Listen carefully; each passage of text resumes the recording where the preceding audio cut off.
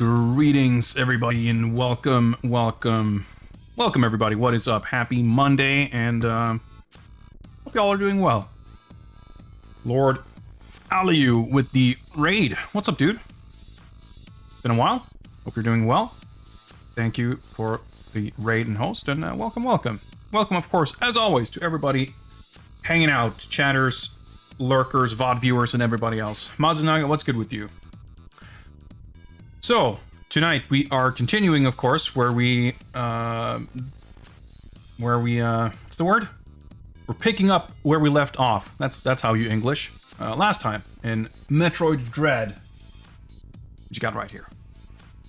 Of course, as always, well, we got a little bit of housekeeping and chit-chat to get through before I can be bothered playing video games. We'll get there, we're building up to it. I'm excited to continue because I had, as expected, to be clear, pretty mixed feelings on Metroid Dread throughout the first couple of hours. I'm enjoying playing it. I don't dislike it, but there are parts of it where I'm not blown away by it.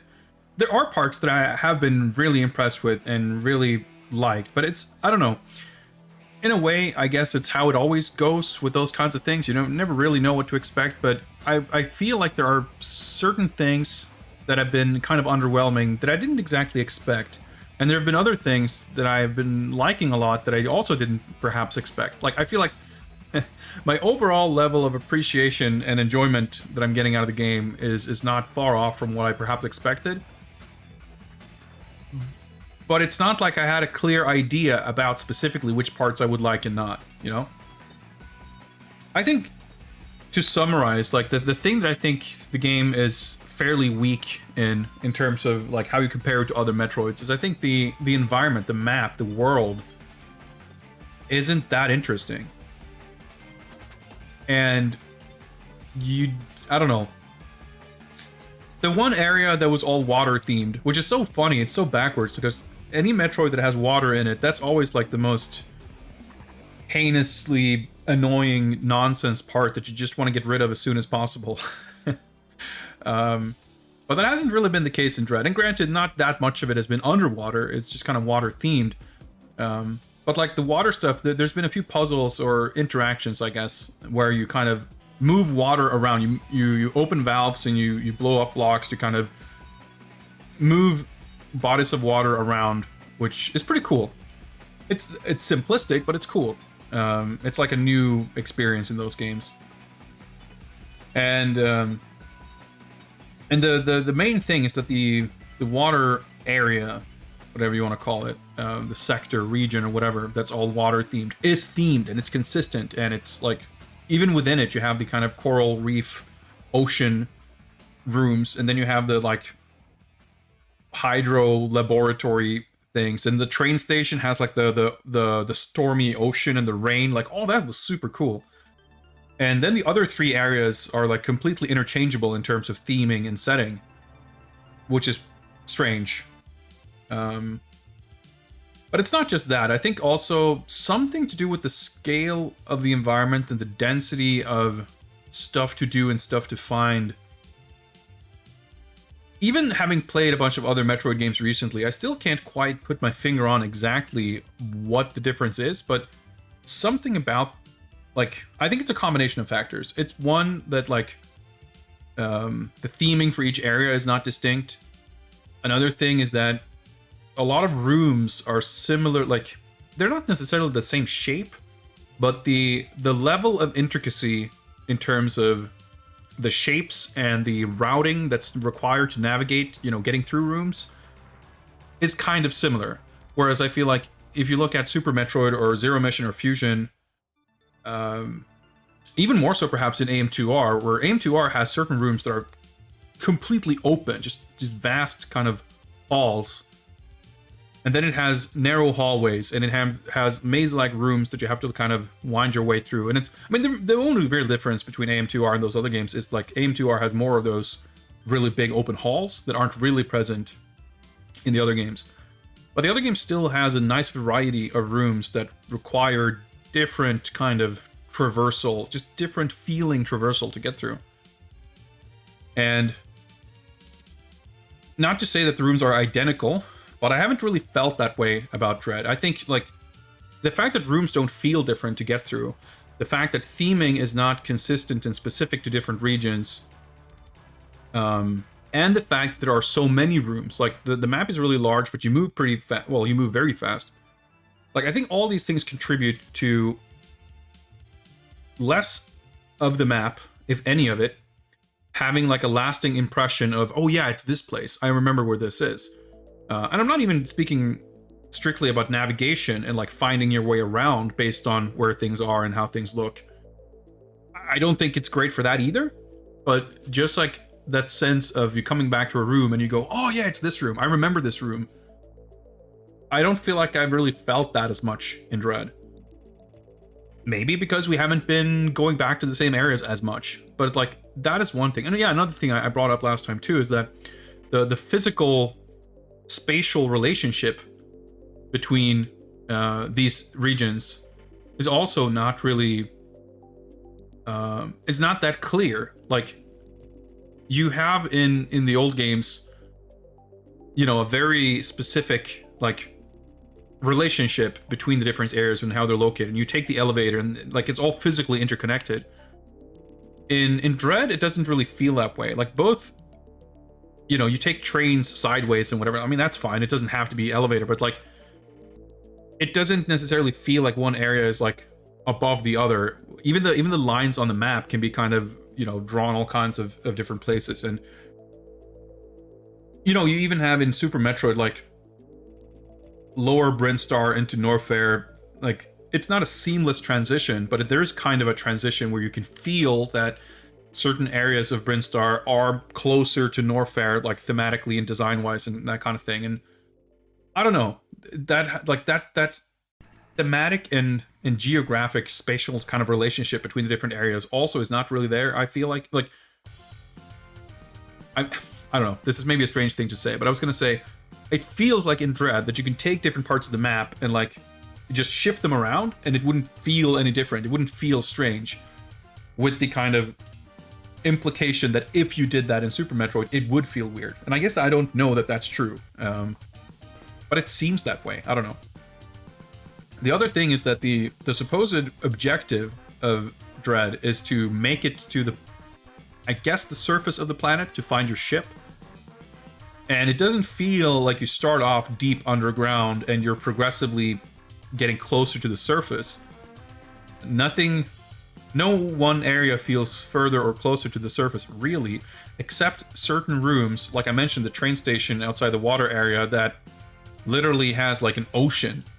So it absolutely does not feel like you're underground at all. Like, it's one thing if you have a cave with kind of an underground lake, or, you know, there's some lava rooms with flowing lava in the background. Like, I could buy that that's subterranean, but yeah, there's no like global kind of cohesion that makes it feel like one area is more deeper underground than another. And I mean, that could be fine, but I do feel like it stands out a little bit when the game itself draws attention to the fact that we're deep inside the planet and we have to make it out to the surface or whatever. It's kind of strange.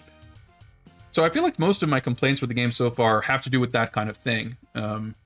I feel like if I compare Super Metroid and AM2R, Fusion, and Zero Mission, I feel like Zero Mission is the one that stands out as having kind of a bland and uninteresting map, because it's very similar to Super Metroid, but it's less varied because it doesn't have Criteria and Meridia, and like it's just, there's a little bit less of it, I guess. But Super, AM2R, and Fusion all have like maps that feel distinct from one another. All of them have maps that have like very memorable locations, and, you know, not necessarily layouts per se, but I could, you know, I remember in AM2R there's like the temple, there's the old power station, there's the weird giant room with the gigantic statues, there's a part that has this like tower, and of course there's a bunch of different caves. And in Fusion, of course, you have the very distinct, like you have the SR388 section, you have the cold section, you have the ancient tropical ruins. But in, I don't know, in Dread, it's like, well, you got the water part, and then I guess everything else? Maybe I'll feel different once I've played the entire game, but so far that's kind of my impression, and it to me absolutely stands out because it's so different from how I'm feeling about all the other games. I guess the fact that you have the ME sections in every area too kind of doesn't help with that, because they have to be designed a certain way functionally to kind of support the gameplay with ME pursuing you. And I think there's absolutely value to making them visually similar, because you tie together the, you know, you can visually communicate that this is one of those areas, which is good. And I think that makes sense. But that happens to kind of, it creates a little bit of a clash, because the aesthetic needs of explaining those areas clashes with the aesthetic need of distinguishing the different sectors of the map from one another, which is kind of interesting. But on the plus side, I think Samus has never been more of a joy to control. Movement is super smooth, you're super nimble, despite moving with an analog stick, which I thought I was going to hate. Mostly works out fine. Sometimes crouching is really shitty, but overall, like, the controls, I've been much happier with them than I thought I would be. Aiming works pretty well. The Shine Spark stuff and the Speed Booster, it's a little different, but I don't mind how it works. It looks super cool. The visuals overall are great. I think Samus's like animations, little flourishes are really, really cool. I like her new design.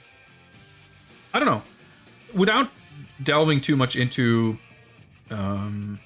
spoilers or whatever, like, I've still tried to steer clear of discussion about the game, but I've seen in passing, like, people mention not liking the boss fights. We haven't had many of them, really, but I haven't minded them. I've heard people say that the game is difficult, and I feel like I died 50 times on the ME sections, but you start, like, you don't lose progress, really. You just do it over until you get it. And even on the boss fight, I think we died once.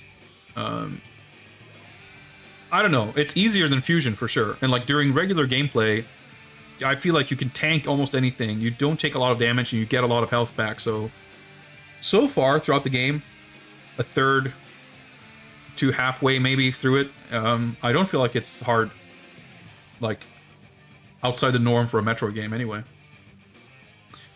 But yeah, so mixed kind of impressions so far, but I'm enjoying it, and I'm looking forward to seeing how I'm going to feel about it afterwards.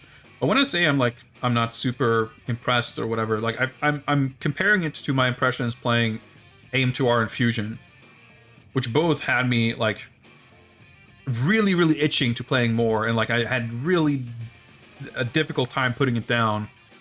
And after finishing both of them, I was kind of like, well, I'm not going to dive right back into it now. Fuck, I kind of want to play through this again. And I'll be interested to see if I feel that way about Dread. I'm interested to see how long it is, because I feel like if it's too long and too tedious, that would definitely be a strike against it in terms of that eagerness to replay it. The thing about the other games is that, like, yeah, I could, after finishing over a couple of streams, I could sit down and play it offline and beat it in a single sitting the next time, which is pretty good. Tober, what's up, dude? Happy Monday.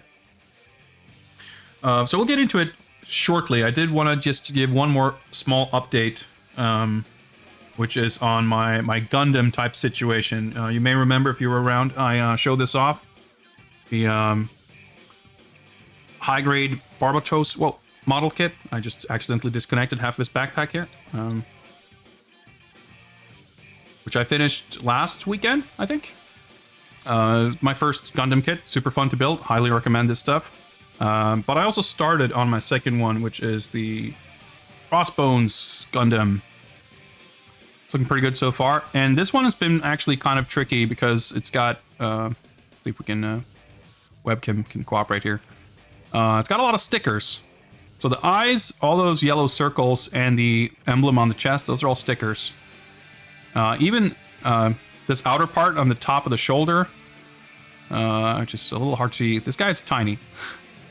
The part on the shoulder here is like one big white piece, and then you have this kind of dark blue sticker Do the fucking focus. All right. What if we do this? Is this gonna help? Yeah. So you can see it looks a bit ragged around the corners there. That's because it's a sticker that you have to like fold over the corners, and it's a big mess. But to the naked eye, it's not that noticeable. And if I really wanted to, I could absolutely paint that part, which I probably should. But yeah, it's more finicky, tiny stickers on this one than the other one. It's also seemingly a little bit smaller. So they are consistent in scale, right? So these are the same scale. They're both 1 to 144, I guess. 144th scale, however you say that in English. So they're not all going to be the same size, but they're the same scale. So it looks like Crossbones here is going to be a little bit smaller, but looking forward to finishing it. But I feel for sure I really want to sink my teeth into a master grade kit, which are 1 to 100 scale. So they'd be a good chunk larger, but they're a good chunk more expensive too. These two that I got, I ended up getting them on a whim because I was able to get them cheap. It was on sale. So I think they were like $8 and $12 respectively, something like that. And you're getting a good number of hours of model building fun out of that. I would say I finished the first kit over a weekend, over like 3 or 4 hours maybe total, a little bit more maybe. I don't remember exactly. But this one seems a little bit more involved, and I've spent maybe 2 hours-ish total. There's a little bit here and there over the weekend getting this far. But yeah, I have I've showed it before, but I might as well since we're talking about it. I have the real grade Gundam Astray red frame. So real grade is like the higher tier of detail from the high grade. Did I say that? Real grade? This one is RG, real grade. And the next step after this is master grade, and the step after that is perfect grade. And those are crazy. Those are scale 1 to 60, and they're like $300. I definitely want to build one of those sometime, but at $8 to $12, I can buy kind of whatever. But at $300, I'm going to want to buy something that I really want. But yeah, aside from this one, I have another 2 high-grade kits, I think, pre-ordered on the way at some point. So either I'll be waiting for those, or if I really have that itch, once I finish Crossbones, maybe I'll start on the real grade kit and see what that's like. An Oro Battler Dunbine model from the 90s. Yeah, I'd be curious to see what that's like. I have, well, I was tempted to go walk away and pick something up from my shelf, but maybe later. We'll be here all day without playing games if I have to dig through my collection to show shit. But yes, I have some other old kits. Nothing like this, but other kinds of like vinyl, like garage kits. But the cool thing about these is that they don't require any glue, no paint. Like they're super easy to build compared to like your average anime figure, like garage kit type of stuff. There aren't a lot of perfect grade kits. Yeah, that's true. Obviously, there's a lot more to choose from with these cheaper kits anyway. Well, I know there's a bunch of you in chat who are super into this shit, so I figured I'd show off a little bit of progress on this fella right here. Well, probably not. I was gonna say I might start on one of his legs tonight after the stream, but I don't think I'll have time. Maybe tomorrow. Although I also have a lot of artwork to catch up on. On the topic of Metroid, I am working on my Super Metroid artwork. If you're on my Discord, you may have seen a little sneak preview there. It's coming along. It's coming along, but it's always a lot of work. I create a lot of work for myself, but that's how it goes. Anyway, that's your Gundam update. And with that, I guess we've been fucking around here long enough. How about we play some video games? Let's hop on over here and see if I can learn how to boot up a Switch. I'm not joking when I say that, like, you guys know that I'm not streaming a lot of Switch stuff, but I think I've played more Switch on stream than off stream. Let's get rid of these jams, barely audible jams, and see if I can figure out how to turn on the controller. Oh, it's on now, I guess. And let me change my display here. so I can actually play and see what I'm doing.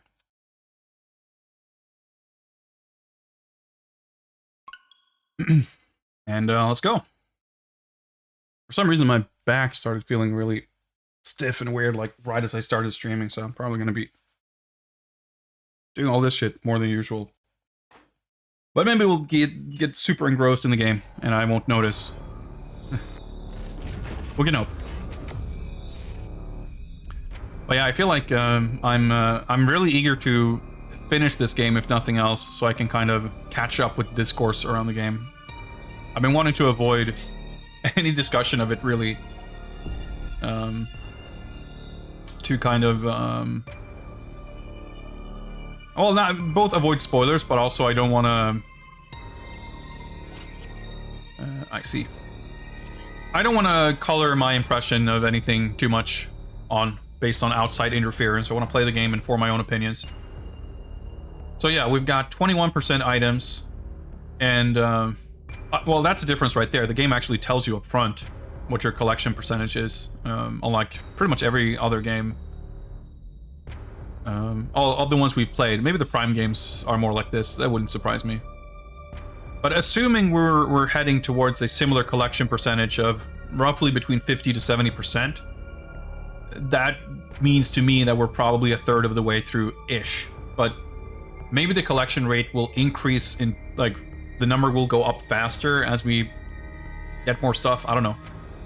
But I've been keeping a leisurely pace throughout it. Stopping to rant about stuff left and right, but also, yeah, I'm not looking to speedrun. I'm looking to soak in the atmosphere and enjoy my experience. So who knows how long this will take. That said, let's go. Extras.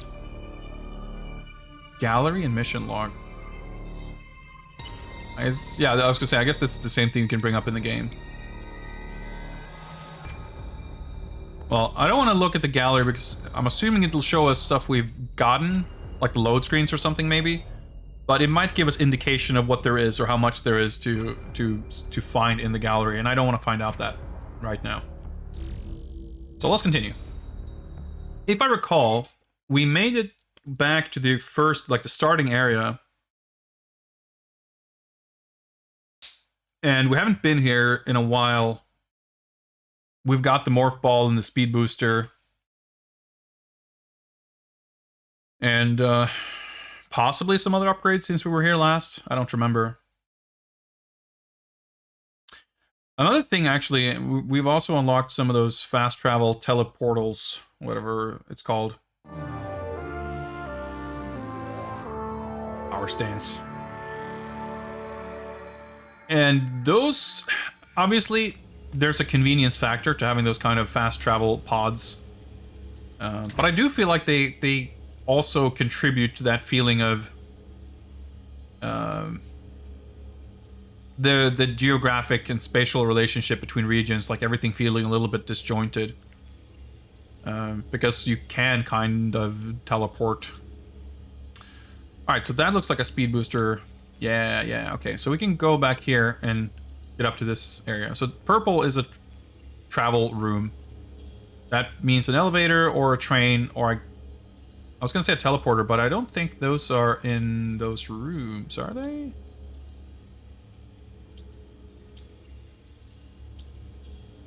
I don't remember what they look like on the map. Wait, did we? Oh, well, there you go. We've found and or broke... Well, I guess we didn't... I was like, is this something we discovered or not? Okay, so there's something here that we didn't quite get through. Well, well, the thing is, yeah, there's a cold room here as well. Which I can't remember. Did we test if the Varia suit helps us against cold? I mean, I'm gonna guess no. But I'm not sure if we tested it. Also, I'm pretty sure that in Fusion, the Varia suit also helps with cold. Because it's like temperature controlled, whatever. But clearly there's a ton of stuff in the Emmy area that is unexplored. So that's pretty much our invitation right there. Oh yeah, right. Because we came from here and we took the opportunity to go through these hot rooms. So let's just go. I guess if we go to the right and go up here, we can probably speed boost through here. That's gonna be cool. Although we didn't get this one, so I guess never mind. We're going to the left.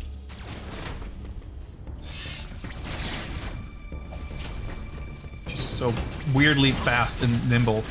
Well, I guess we're not going through here. Never mind.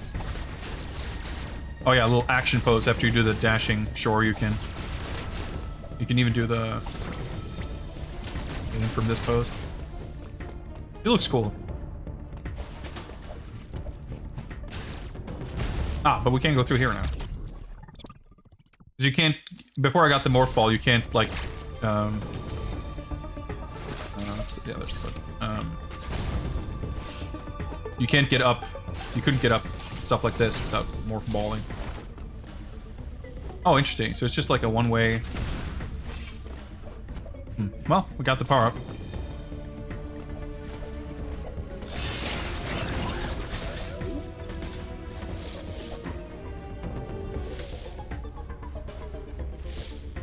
Move up here. Like I said, it's been so long, like I'm a little unclear on where we have and haven't been.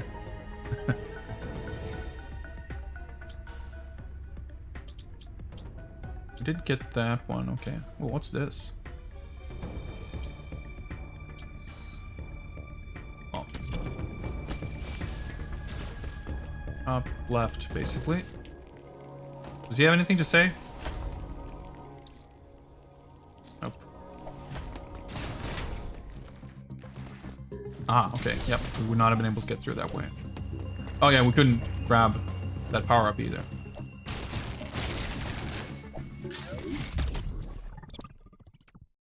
It just dawned on me right now that you actually always see your max number of missiles. That was never a thing in the old games.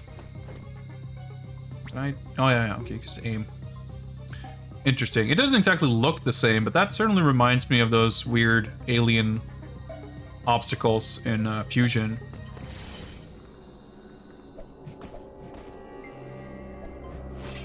Can't, like, speed boost your way up there or anything. Nope.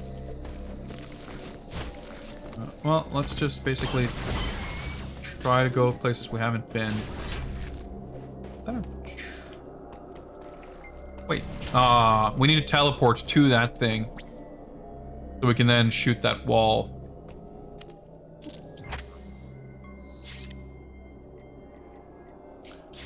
Did we find... Yeah, I think we found this and we didn't use it.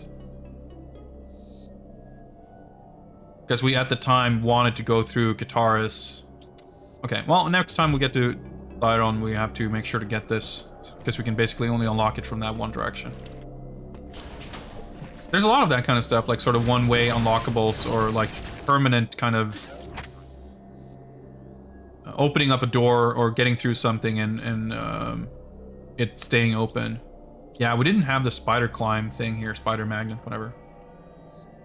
So this doesn't look like we'd be able to get up here. We'd probably have to come from the left, which looks like we could. Or not. Well, clearly we can go up here, and that's probably going to give us plenty of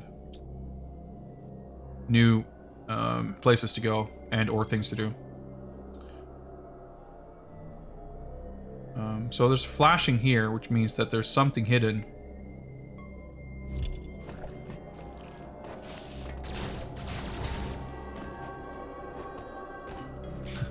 Funnily enough, I'm like kind of missing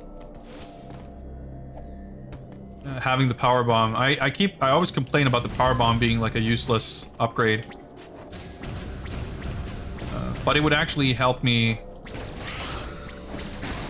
like destroy all potentially destructible blocks at once. To find where, or not destroy them necessarily, but like uncover what they might contain.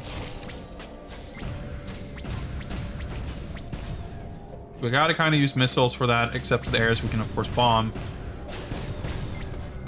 But you regain missiles super fast anyway, so Well, I guess it wouldn't be that far down, yeah. I'm trying to think, like... I feel like I've basically tried exploding everything.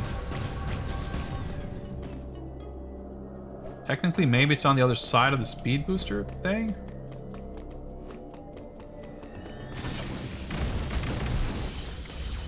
Yep. There we go. Even those things just actually stay broken. Oh, shit. I didn't realize I... How did I do that? Did I must have crouched when I turned around like that and stored the speed boost. I was kind of wondering why I was pink. Like, oh yeah, I had the speed boost charged.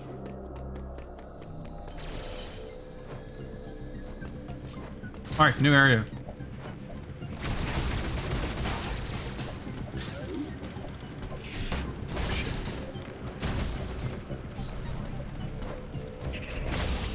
Gotta be a little careful here. Oh, shit.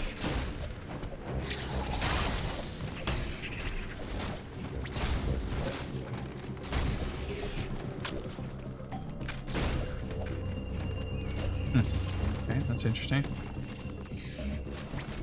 Well, I guess it probably would flash if there was something there. Although I guess it's flashing when there's an item. Hypothetically, I guess you could be opening up a path to someplace else and the map wouldn't necessarily be flashing, but... Oh well. You never know what's around the corner, so let's save.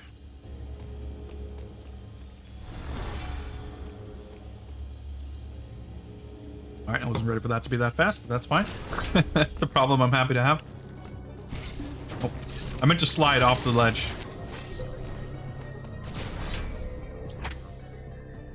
Okay, let's check out this area first. Yeah, we've seen a few blocks like that.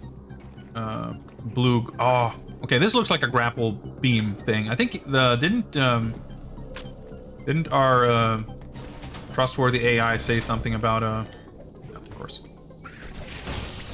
Haha, okay. See, we have to be able to get out of here, right? So, looks like we're... smells like we're getting an upgrade. Oh, wouldn't you know? Oh, that sure is a grapple beam. So, yeah, I wonder how they make it work, because the grapple beam kind of sucks ass in Super Metroid. It's reasonably fun to use, but the weapon switching is so annoying and tedious that it sucks having to use it. A rope-like beam that can latch onto blue grapple points. ZR, okay, okay. So you can pull... Oh, cool. So these are, okay, so the grapple swing points are like a different thing.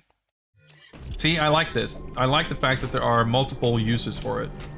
So R is for missiles, and ZR is for... So you can't do... You can't do...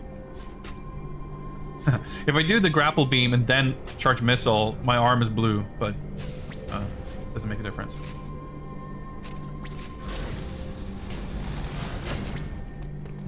It's not, you know, it's a little bit clunky, but... Right. Oh, okay. Oh. So this is the classic thing here. I have to, like, remember which buttons. I have to hold, like, 3 buttons, because I'm holding L to aim, I'm holding ZR to activate the grapple, and then I'm holding Y to shoot. And then I'm holding all these buttons, and I have to remember, like, which button can I let go of. And it turns out I need to hold the Y button. But in the heat of the moment, that's one of those things that can feel... It's very easy to kind of let go of the wrong button. Can it still one-shot tiny dudes? We can try to find out. Deals damage. Yeah, it kind of shoots a projectile in a slightly different way, I guess. Oh, interesting.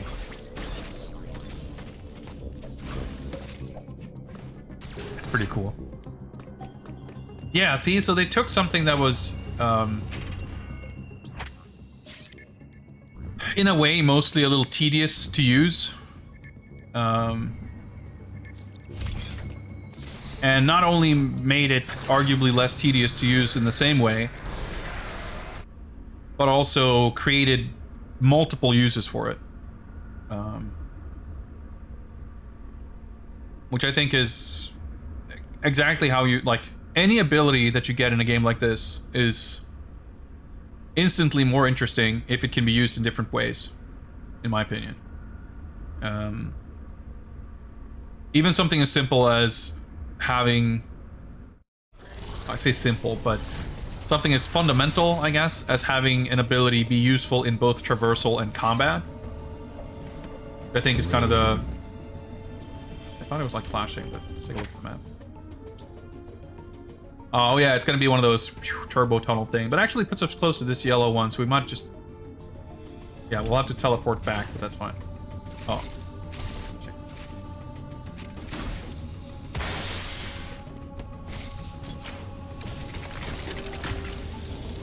But having the grapple beam, like pulling blocks and opening doors, like those things are kind of whatever. They're not that interesting. You're not gonna, like, that's literally a key, a specific key to a specific lock, and that's kind of at any point the least interesting type of ability. Oh yeah, the regular shots doesn't do jack shit against robots. But the fact that you can grapple to these things, the fact that you can, I guess, also use it to attack enemies, like...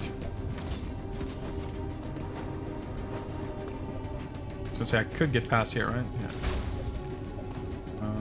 Oh, okay. So I speed boosted my way up there, I see. Well, let's do that again then. Can I do that from over here? Oh, just charge. I love the way she, like, braces herself with her hands and feet.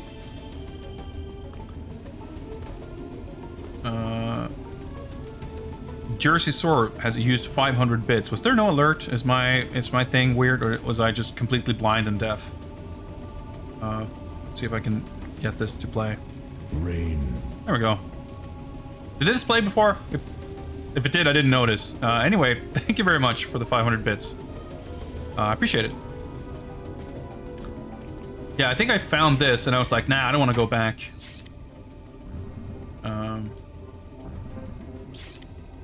But we'll do... I have to, like, press 5 times, but that's fine. I just want to... In case we need to use this, I want to have the door open.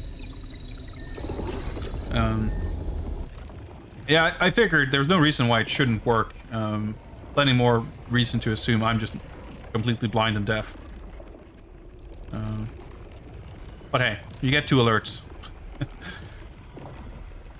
Thanks again.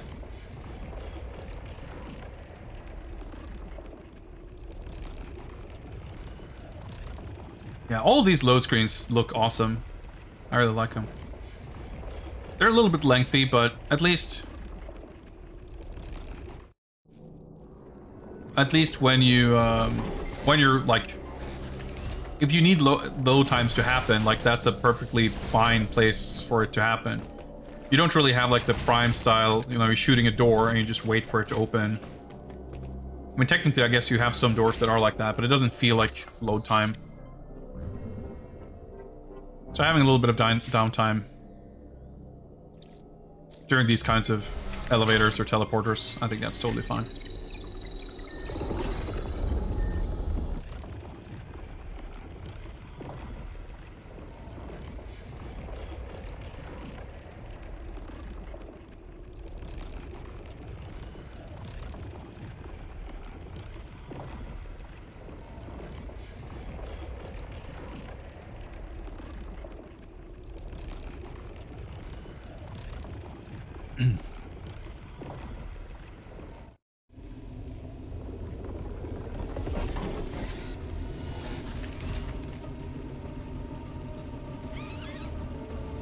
Alright, we got that taken care of.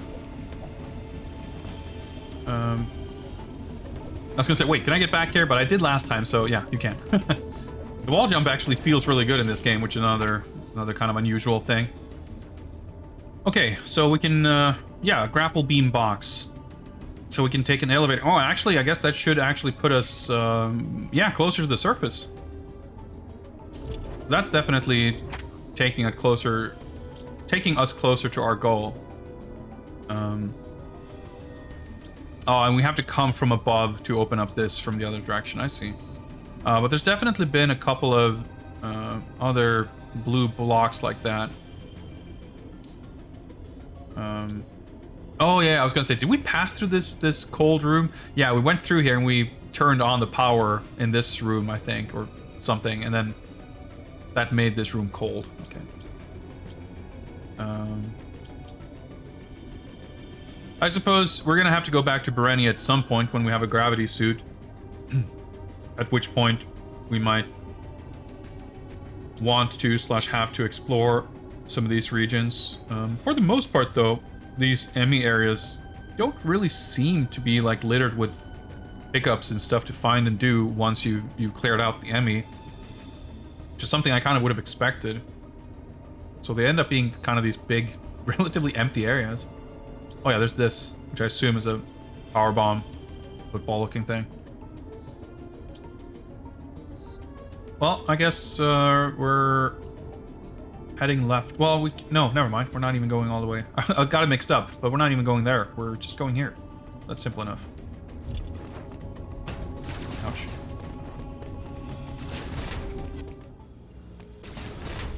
Wait, is there a... Oh, this was already moved.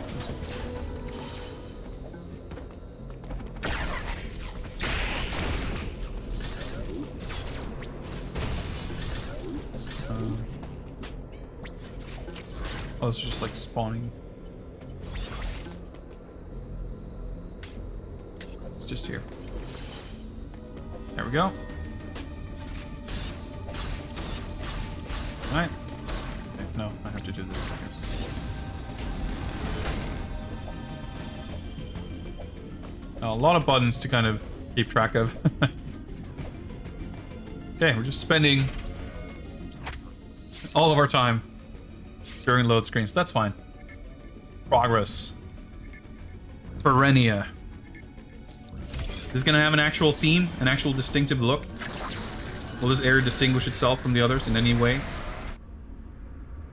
Let's find out.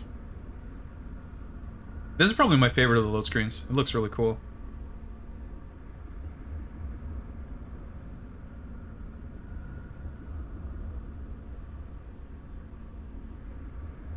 I do kind of wish that you got more of a, like, I don't, the way these look is super cool.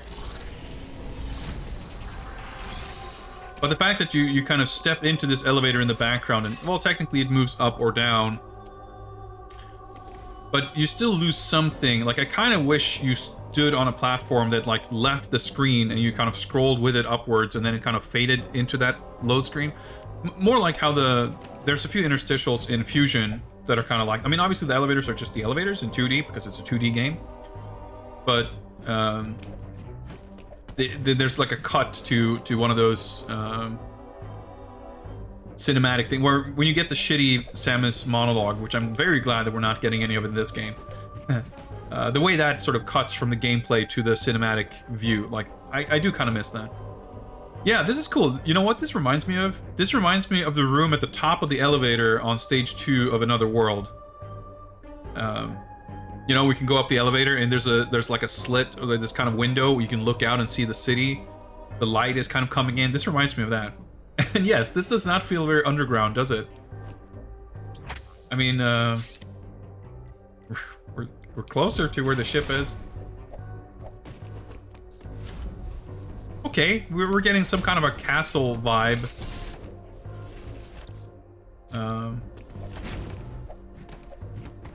That's pretty cool.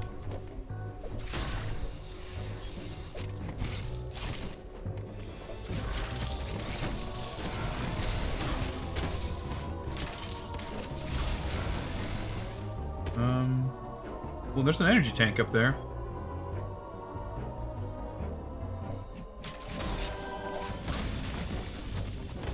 I wonder if I'm supposed to have like the ice beam and shoot that thing or something. Well, I mean, I guess I'll get the space jump eventually. And that thing will stay on our map, so that's fine. Ouch. Oh yeah, I guess I have to... I have an anime air dash.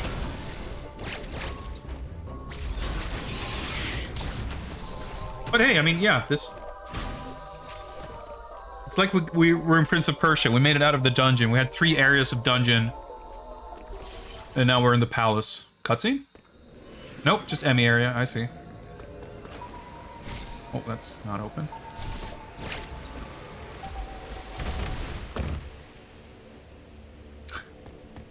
Okay. Oh, bird lore.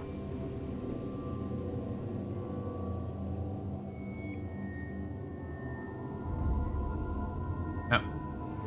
I was gonna make a joke about having forgotten the opening to the game, but hey, maybe we got people watching who didn't see this last time. So that's the first thing that happens in the game. Samus travels to this planet because apparently there's video footage. Someone sent a TikTok of an X-parasite, even though they're supposed to be extinguished.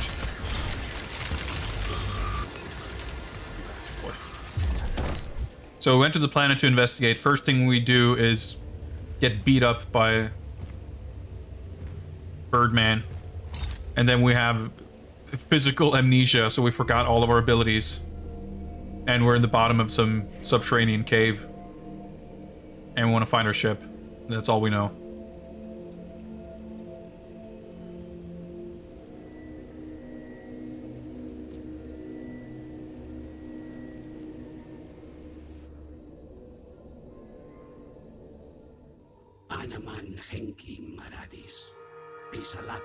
Quiet robe. Raven Beach.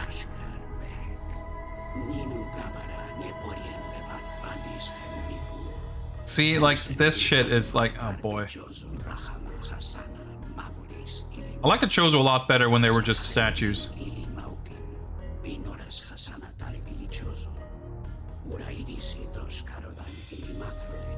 Alright, we get sick Brinstar music, but...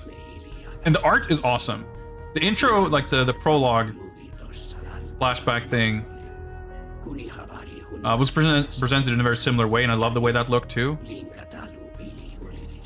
But I don't really care for the bird lore. I feel like the only thing I like less than bird lore is Samus monologuing in these games. So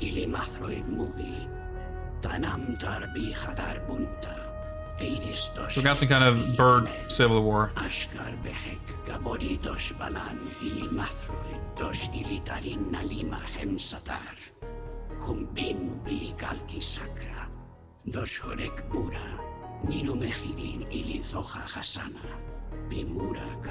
Yeah, there was a lot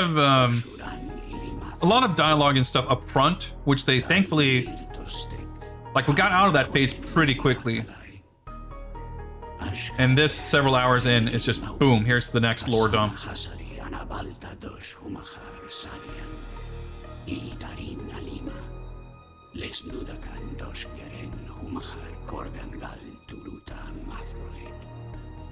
I'm like barely paying attention also, but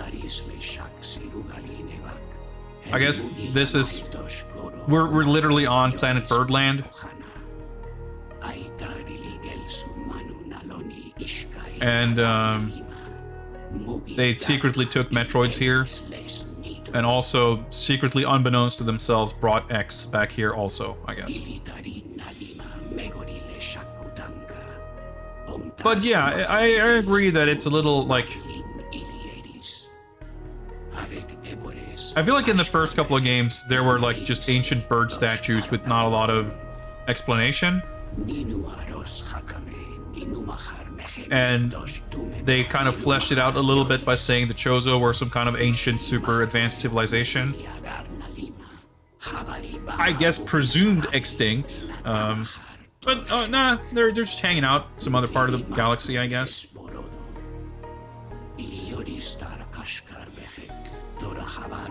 We got suddenly 50 new messages in chat during this cutscene. I'll catch up and answer questions once we're done with this.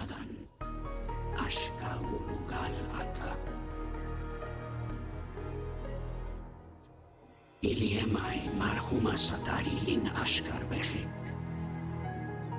Tamus arlan, veje hadoran. Minu habar kumane hundos, levolen ilimathroidim ishkanulisa tamaharisbi.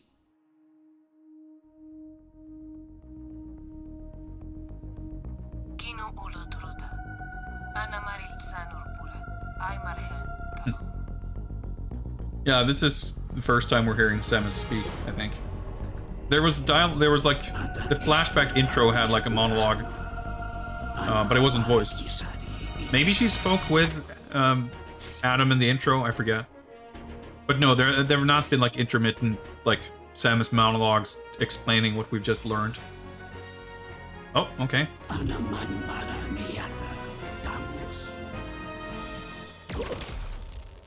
Oh shit, twist. Okay. We'll get to that.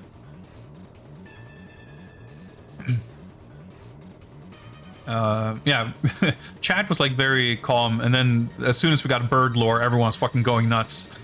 Let me catch up here. Spiritual Chief, what's up? What if they made an RPG Metroid with loads of dialogue and NPC interaction? Would that piss people off? I think it would make a lot of people very happy. Which I completely like whatever that would be is so far away from what I'm looking for in a Metroid game that I have no interest in it. But we're living in this like Wikipedia generation, right? Where like every piece of pop culture has like the secondary purpose of entertain, but the primary purpose of like providing data to fill out Wikipedia articles. That's how it feels with some stuff. That's why like I always have this like I enjoy world building and having a premise and a rich universe, but as far as canon and having like this timeline and filling in every little blank and detail, that I couldn't care less. I'm not speaking specifically on Metroid, but just like in general with media, like tell the story you want to tell, make the game you want to make, provide whatever backdrop and texture necessary to flesh out the experience, but I don't really need more than that. And, you know, obviously it depends on what it is. Certain things have a rich tapestry of storytelling, but at some point, like, you tend to just get kind of bogged down by being beholden to fitting stuff into some pre-existing timeline or narrative or whatever it is. But obviously, it's even more so when you have something like Metroid, where parts of the backstory or universe were arguably intentionally left vague. Or like, in the case of having something like a weird ancient bird civilization, that does not in and of itself beg the question of what was that civilization like. If it's not interesting to the or relevant to the world and the story that's happening here and now, then like that's fine, you can leave it. Like, learning what Darth Vader was like as a child does not make him a more compelling villain in The Empire Strikes Back or whatever, right? Like, it's going back to kind of fill in the blanks and trying to kind of look at any gap and say, all right, we didn't have this explained. Ooh, here's something we can explain. Like, I mean, like Metroid Fusion, I thought was a really cool game, but everything to do with like Samus reminiscing about her commanding officer and whatever, like, like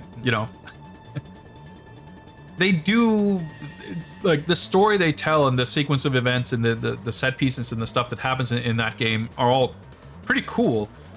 It's a fine story, and the setup for what happens in the game, and like that's all fine, but there's a lot of it that's delivered in pretty clunky writing, and you could strip a lot of it out without really losing the essence of what's there.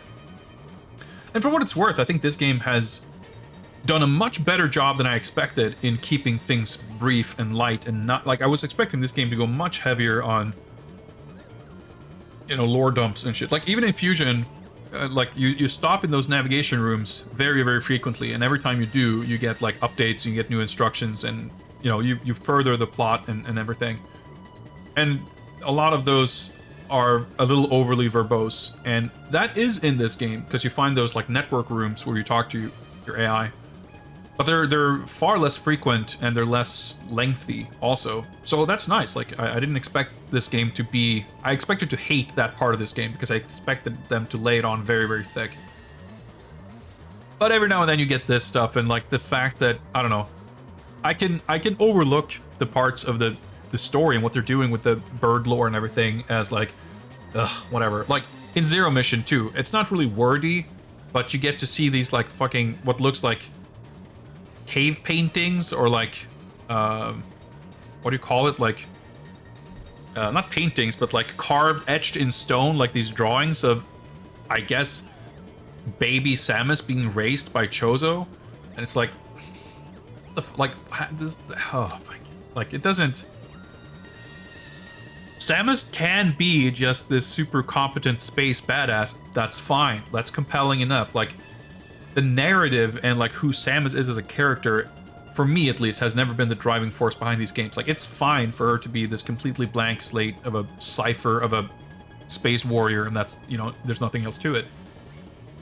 I think what they've done with the whole like weird stuff happening with Metroid and X sort of DNA getting interspersed with hers, and like that's kind of cool. Like that's a cool sci-fi concept with how like in Fusion, because Samus like absorbed Metroid DNA at the end of Super Metroid, she has like abilities but also vulnerabilities, and because she had the Metroid inside of her, she had like this unique ability to withstand and kind of assimilate the X parasite, and she could use that to her advantage. I think that was a super cool idea because it's like a sci-fi concept, and they can tie that to new features and gameplay mechanics. But I don't need to learn her like backstory or like, you know, trying to build up more of who she was, like her childhood or whatever. Like that is uninteresting to me. Like it doesn't, you know, it doesn't interest me at all. Anyway, Malone, what's up? You're asking here, how is new Metroid feeling? It feels great, honestly. I think Samus's movement and animation and like your how nimble you are and moving around is like feels great.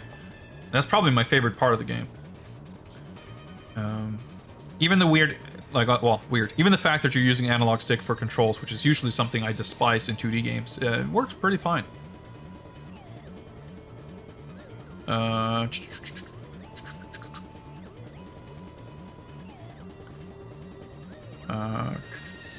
Wonder if you could do a Metroid RPG like the Doom RPG. Like, I would, you know, I enjoy the aesthetics of this. I think it would be cool. I think we talked about this with in Fusion. Like a cool concept would be if you had like a rival, if there were other bounty hunters. And I know that's a thing. There's Prime Hunters, of course, but I'm sure there are also other similar characters that probably show up in Prime or Other M or something. But like, instead of having this kind of the Nemesis-esque system with the Emmys and whatever, like it would be pretty sick if you had a Metroid game where you had, you know, something like the Shadow Prince and Prince of Persia, just like asshole that shows up in these like scripted sequences. Like the SAX has a little bit of that, but it's obviously more of a like, it's a build up to the final encounter, which is like, it's just done super duper well. But I think we came into on that topic when we talked about like dialogue and conversation. Like, I don't need a bunch of dialogue in a Metroid game. I certainly don't need my ship AI to explain to me the things I already know that I have to do or whatever. Dark Samus and Prime. Yeah, I'd never played the Prime games, so I guess that's a thing there probably. So maybe it doesn't feel fresh at all because it was in those games. I don't know. But I'm assuming you don't really have any dialogue with Dark Samus. Like, it would be cool to have a kind of... I think I drew parallels to Random Hegel before as well. Like this person who is eventually at some point like an ally maybe. But other, you know, you start off with this kind of antagonistic relationship, and maybe, you know, they swoop in to drink your health potion like the Dark Prince or the Shadow Prince, whatever, Prince of Persia. Like someone you have this kind of, you can have these brief snippets of dialogue to really make you hate this annoying dude, and then you have to fight them, or, you know, you defeat them, and then it turns out you have a common enemy or something. Like, I think that would be a really fun and cool I mean, you could call it a trope, I guess, that I would be fun. Think would be fun in a game like this. Like in a context of something like that, I think it would be neat to see dialogue and character. But in terms of Samus explaining to herself the things she already know, like, ugh, you don't need that in these types of games.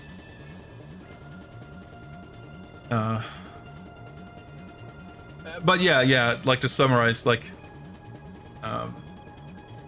it's fine to leave story things unanswered, or like not story things, but like it's fine to leave facts about the history and events of the universe unanswered. Like we don't need. You really only need answers to questions if those answers are in service of the story and the characters and push things along, you know. Boss, Robot Chozo Soldier. Okay, right, boss fight, forgot.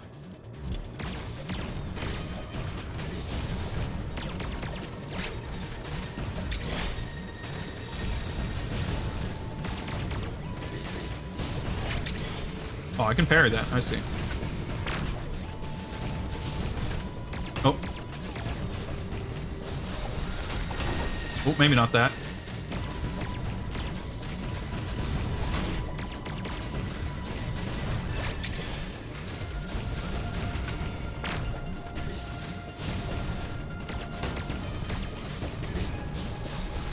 Oh, not that. I'm trying to learn to recognize.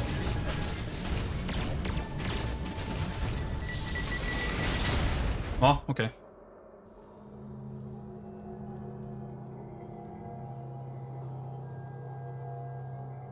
I fucked up the pattern. I wanted to do the parry, but it worked out.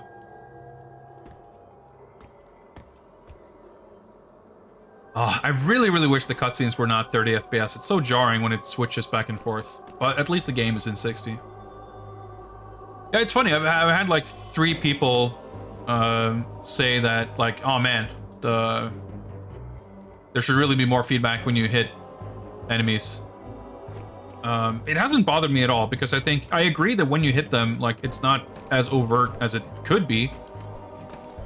But I also know that when you don't hit them, like, it looks a different way.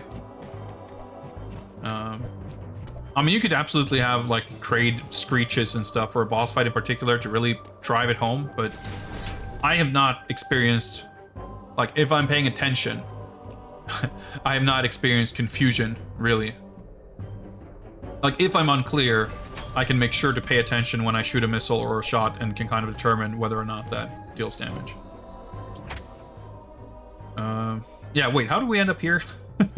We fell down here, and that triggered the cutscene, I think. And then I guess we just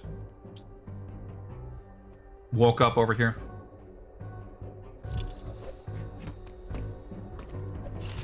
Oh, that's the wrong button.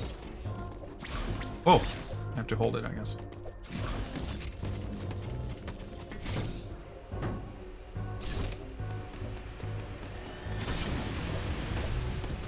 That's cool. So I had the speed booster. I gained the speed to, or like the force to push past it, but not the actual speed to activate the booster. Okay, so that is a cold room. I love these little visual indicators. So let's find out. Yep, we're not fine. As expected, but now we know. Molten missile. Ooh, haha, okay.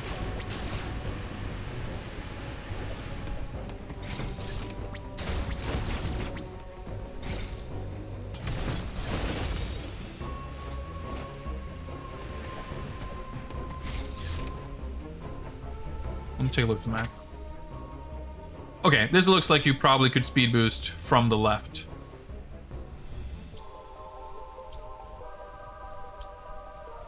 So, surely that's a pitfall block on the far right also, right? Wouldn't make sense otherwise. Yeah.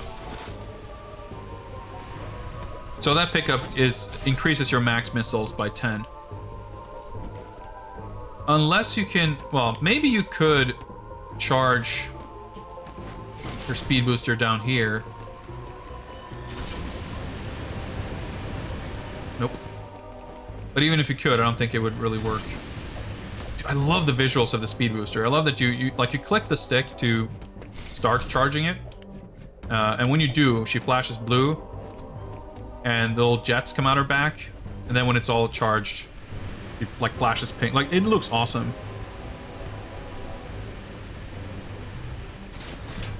Yeah, I mean, I think I went from having like, I went from like 204 to 196 or something. So it looked like more probably because I lost like an E-tank. But having said that, yeah, for sure, it's it seems a little harsher. Okay, so I could definitely come back to this region and I don't know if there might be one of those oh yeah, ME valve. So there's no way I can shoot myself up through this tunnel probably, which means I probably don't have a choice but to go down this elevator.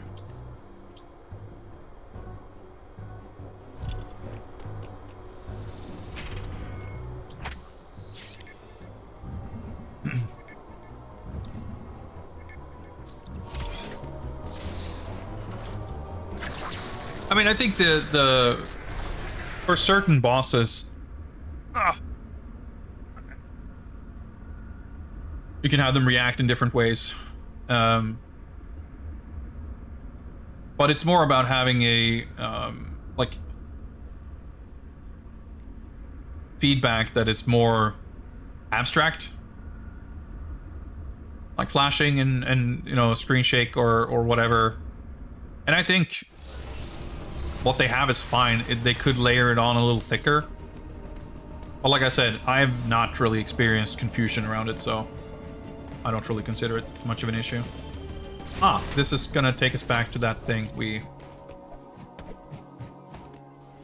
saw before. Alright, so we're gonna get some more dialogue here, I would assume. But after we found Kraid and fought him, Uploading data. we didn't, that was not worth discussing. Has explained why. We now know why the enemy are pursuing you. Samus Aran, Yes. I have confirmed that Alright, here's the stuff we know. Let me summarize the things we already just learned. now be able to reach the surface unthreatened. Oh, The interesting. route quiet road opened is in Durenia. Oh, yeah, right. He opened it. Okay, so technically he told me something I knew, I just forgot it. Old priest bird. Monk bird.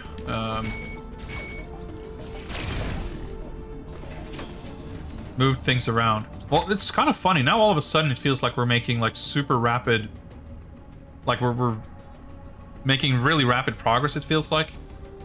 I mean, I'm sure we're gonna have to destroy those last 3 ME. I don't know.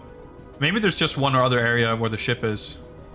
We'll see, we'll see. Although, I guess we're going back to Berenia and going up through here or something, which will probably take us to some other area. I don't know.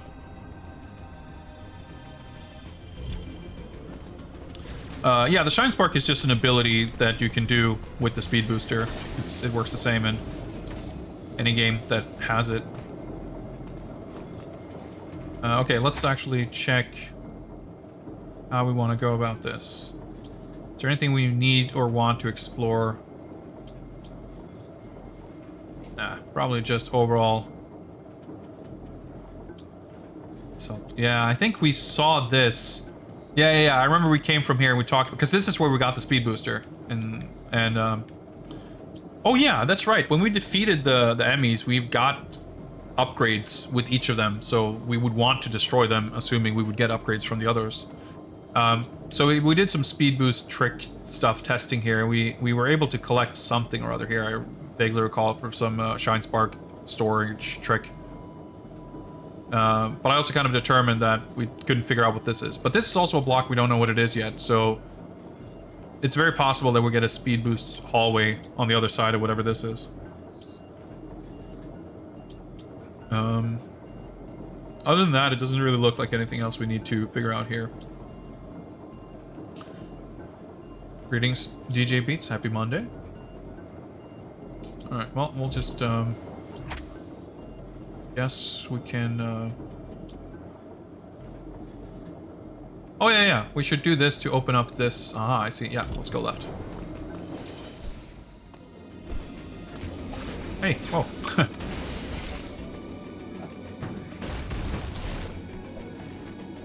So I guess this is...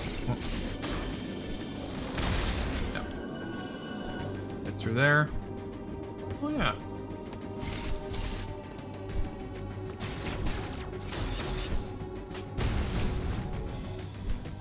Well, obviously, I would come from above there. Unless...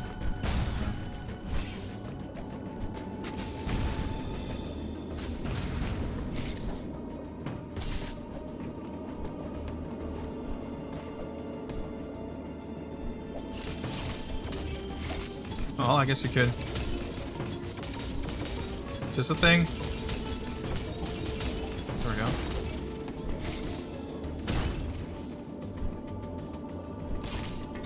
I think. Oh. Well, I guess if I get a power bomb, I could delete that block and shoot a missile. But then, how do you get? Is this like a?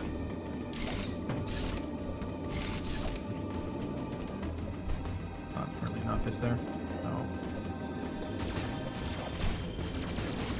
So weird, you can like tilt the stick to shoot slightly downwards while you're running. That's kind of weird.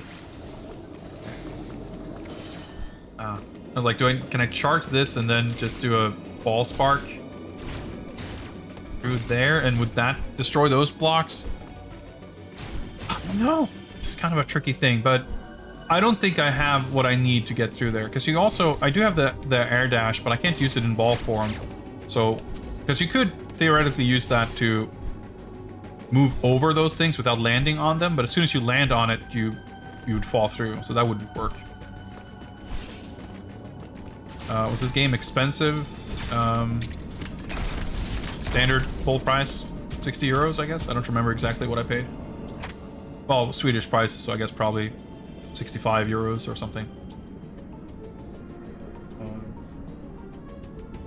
Game with a poster. Looks pretty cool. Just noticed a little, not exactly crease, a little bump. I'm shocked that the folded poster arrived like that in just a padded envelope without getting destroyed in the process. So take those. I think this guy surely is gonna have... There we go. If you do that, like, you recharge so much shit that it's usually fine to take a hit or two in the process.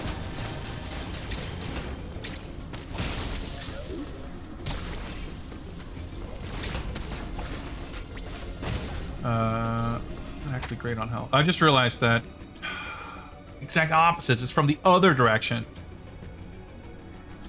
So I fucked up. I did the exact opposite of what I should have done. Because now we can't go through here. Well, I don't have to go back all the way. I can just go back up here. So I should do that. Well, it's not Swedish euros, but it's the equivalent of slightly more than 60 euros, I guess.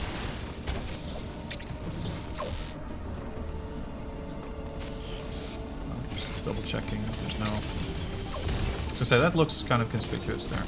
No. Whoa!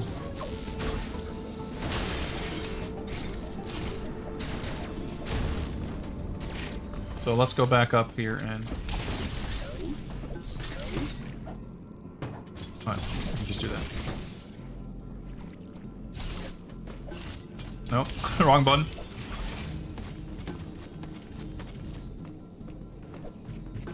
Wait. That's not... Wait, how did I...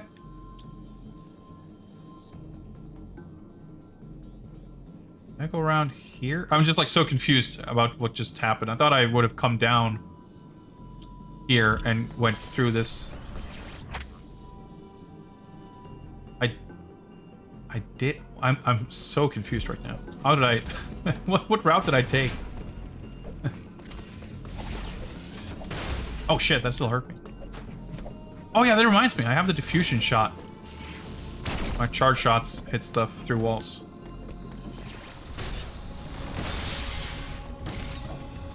There we go.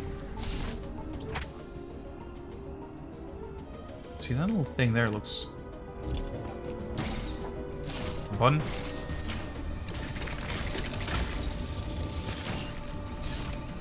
Oh yeah, because I could have just... Yeah.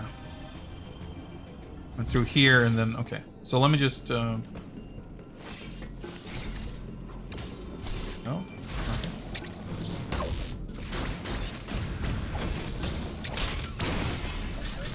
Not actually super great on health for once, but...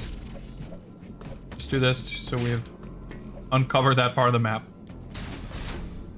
Yeah, I went down all the way here. What the hell did I do?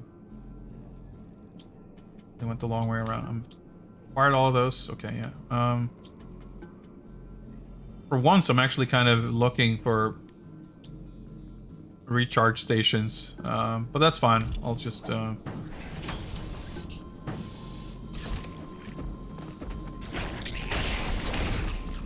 little recharge station right there. Yeah, you don't even, like, that's the thing too, like in Fusion, you have the X, like, sort of flying around. You have to be really proactive to actually collect it before it disappears. In this game, it's the opposite. Everything just gets sucked towards you. Oh, that's not the right path. No, it's not. I'm terrible at this.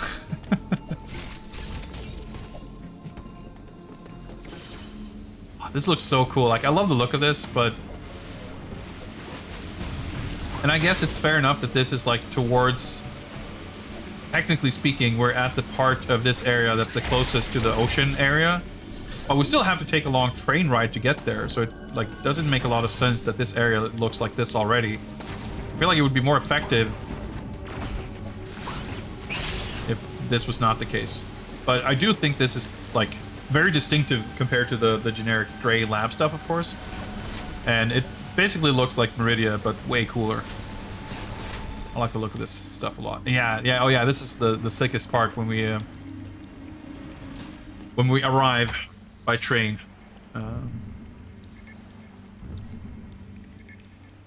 Maybe Thyron, our current area, maybe it's like designed to be a mix of all the other ones, and that's why it seems to be so samey. I don't know.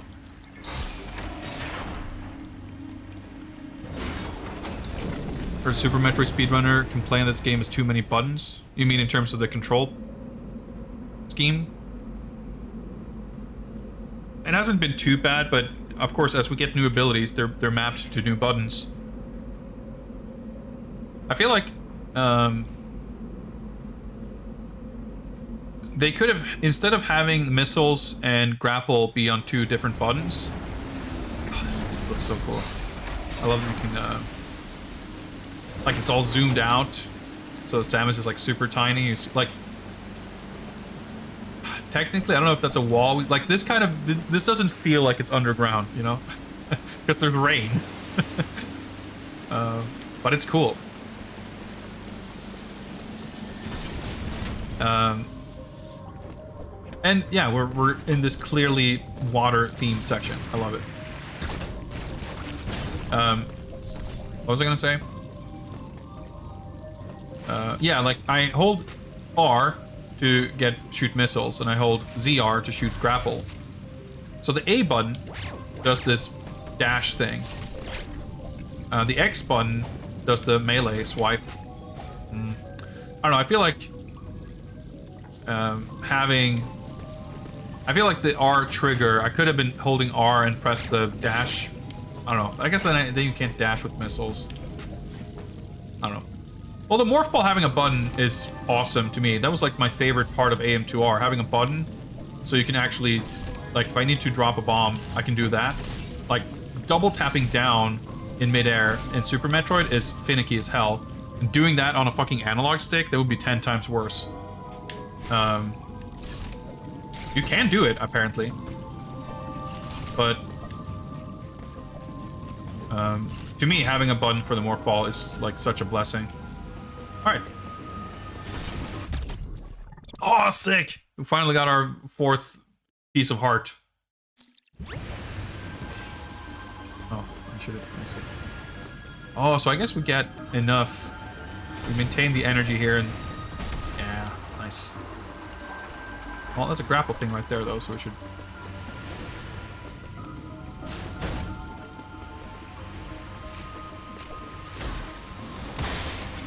But the funny thing, like the reason I asked if you meant like the control scheme is because the game itself, the world, has all these like pressure plates, like all the save spots and recharge stations and all of that.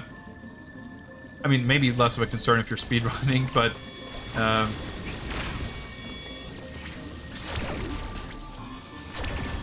are these things destructible? Yeah. It's annoying to have to like stop and wait for it to activate. Like I feel like the pressure plate things is like a needless change from the little panels you hopped onto in the old games. Well, Super Metroid was the last game to have an actual dash button, so I'm glad I don't have to hold something to run. But yeah, clicking it to activate, it's like, it's not my favorite thing, but so far it's worked fine.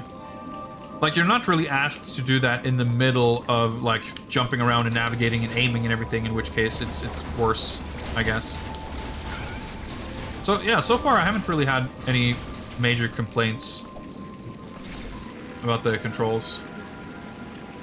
Yeah, I don't remember exactly what this looked like before, but yeah, that big old thing in the middle just opened up thanks to Bird Monk.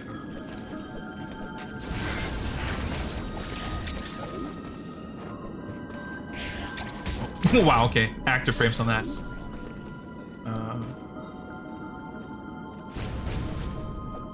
So, if there's a door on the left here, and something hidden, I guess what's hidden is probably on the right side.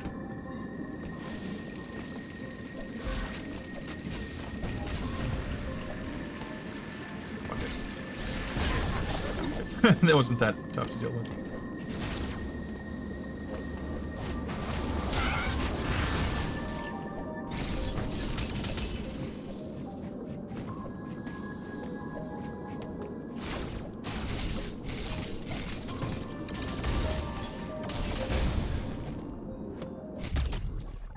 Missile tank acquired. There's something here though. But there's a pulley thing on the other side. Oh, that's actually what we're seeing here. Does that look like on that? Uh-huh. Well, we'll come there from that other direction some other time, I guess. And that's a cool feature that you can, you can't do it while you're in Morph Ball. As soon as you move, it closes up, but you can get like a slightly extended map view.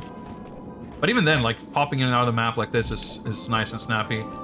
It's probably faster than in most other Metroid games because there's no like fade to black or anything.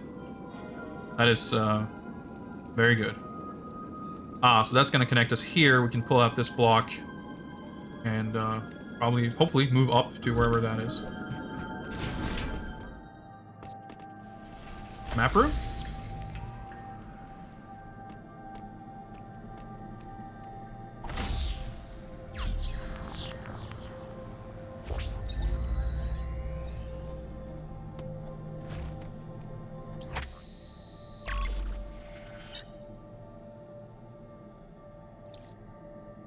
Alright, I'm assuming that purple room will take us vertically up to an area we haven't been to yet.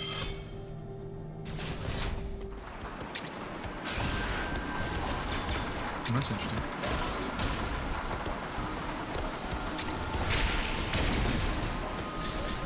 The rain looks so cool.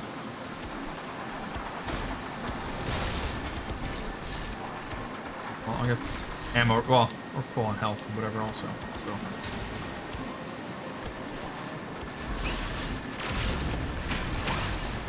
So we've been here before.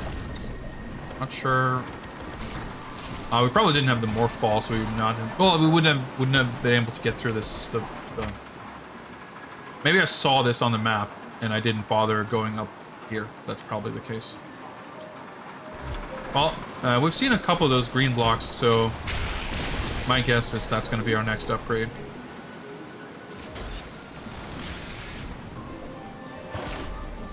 That's probably it. Ah.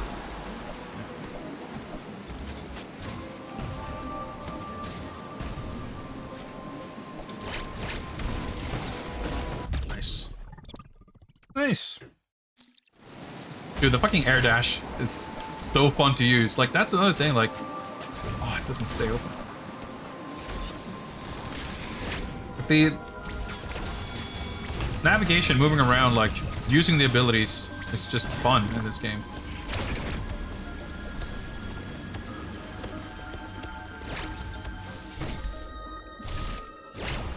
You're not invincible when you do that, by the way. That was creepy.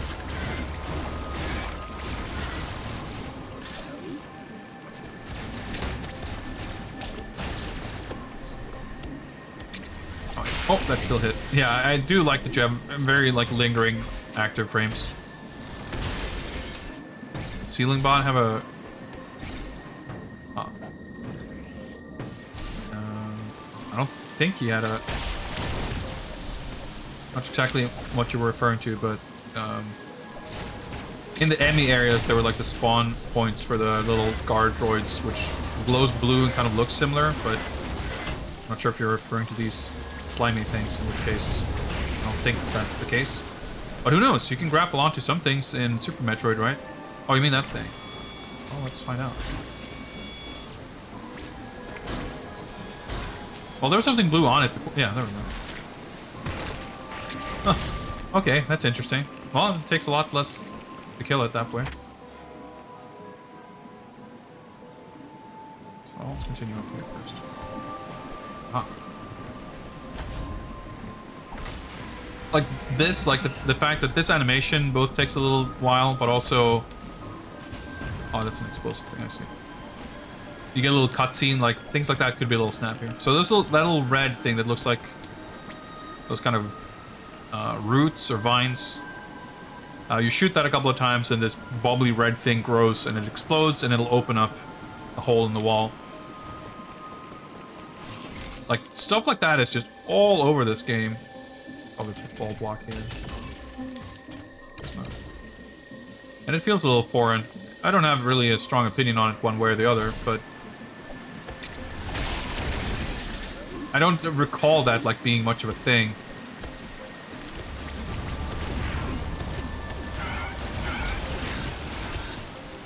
In the other games. See, like, I completely fucked up the spacing and the timing. But, like, as long as that, like, the active frames last, like, throughout the entire animation, basically.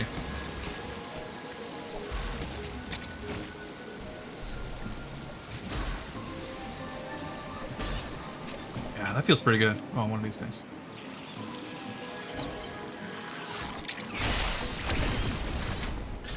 Look at those fucking drops. Like, each one of those missile pickups is like 5 missiles or something. You get, like, 12 of them at once. Alright, let's keep going.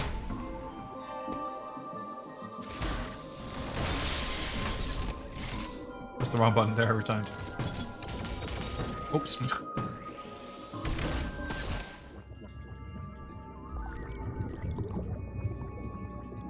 Well, this is the water area. Oh, well, I guess we're gonna get the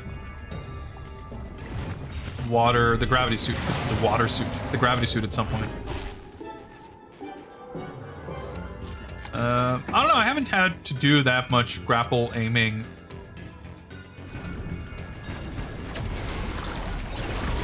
Things.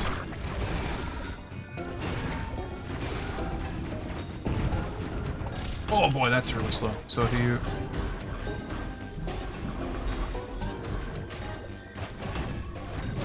Avoid this maybe? Oh, okay, no, the blue ones.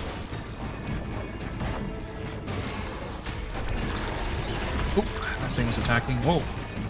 Oh, that's dealt a lot of damage. I just realized. No, okay.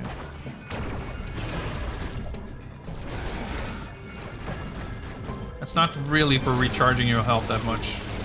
Well, I guess we can also... Oh.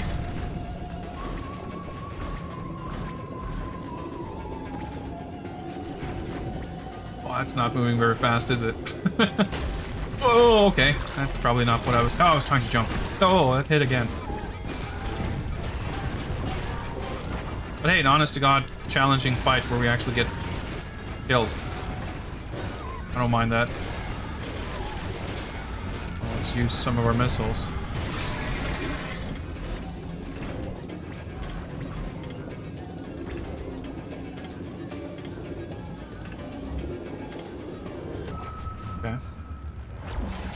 This looks cool too. I wasn't sure if I was being slow or if I missed something, but I wonder if you can. Yeah, so if you die on a boss, you just like start right outside the boss room, and you can skip cutscenes in this game. Just time that.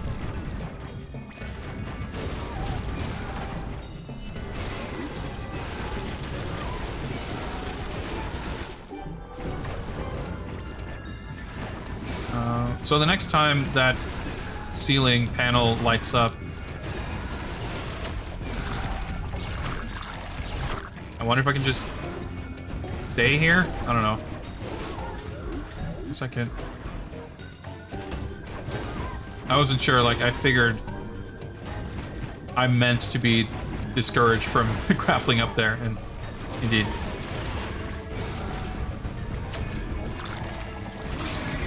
Oh, so there's nothing for me to hit here. Oh. I see. Oh, shit. Okay.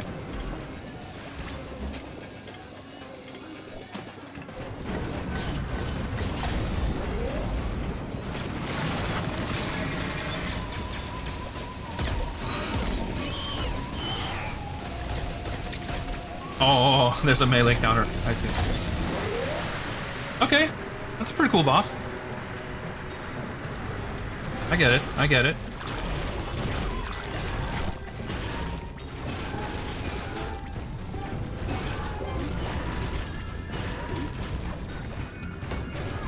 And again, like, even underwater, like, can you imagine in Super Metroid, or any other Metroid for that matter, having to fight a boss underwater?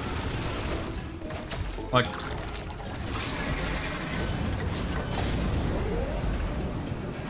Samus being as mobile as she is, like, it just works.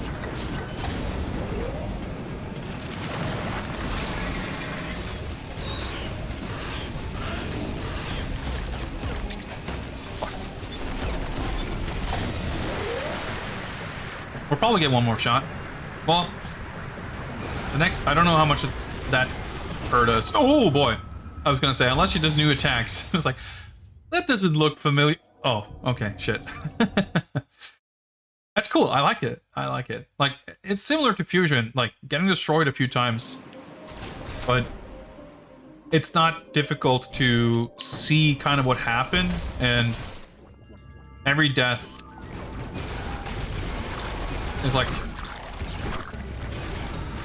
we can successfully apply our newly gathered information and fully expect to get a better result the next time.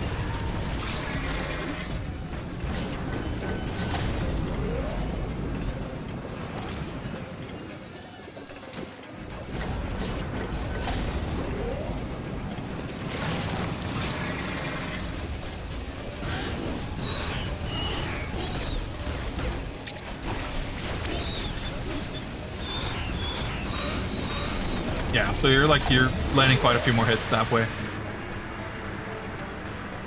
Yeah, like I've heard people complain about the boss fights, I guess. Oh, I guess. Oh, okay. Oh, I get it. Okay. I should do the ceiling grapple. Oh, another 2 red and 1 blue. I see.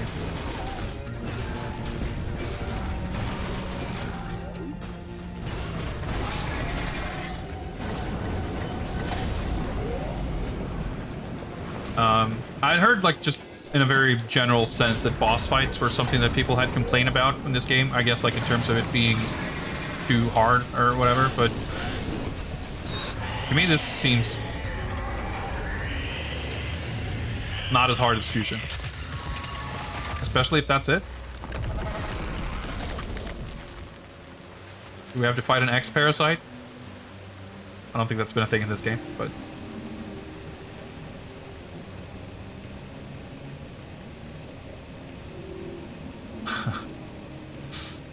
Oh shit, I was not ready for that. That was sick. That was awesome. Crack Smoking Warlock, what's up? Careful with the spoilers, okay? Yeah, I figured. Oh, yeah. I don't quite get enough clearance above the surface to get a wall jump. Oh, fucking idiot. So I guess the biggest thing that is like a little finicky with the grapple beam is that the beam itself seems like it's extending slower than I'm used to from Super Metroid. It's because it's very fast in that game.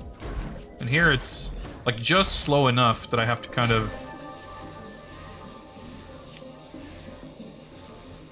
Oh. Again.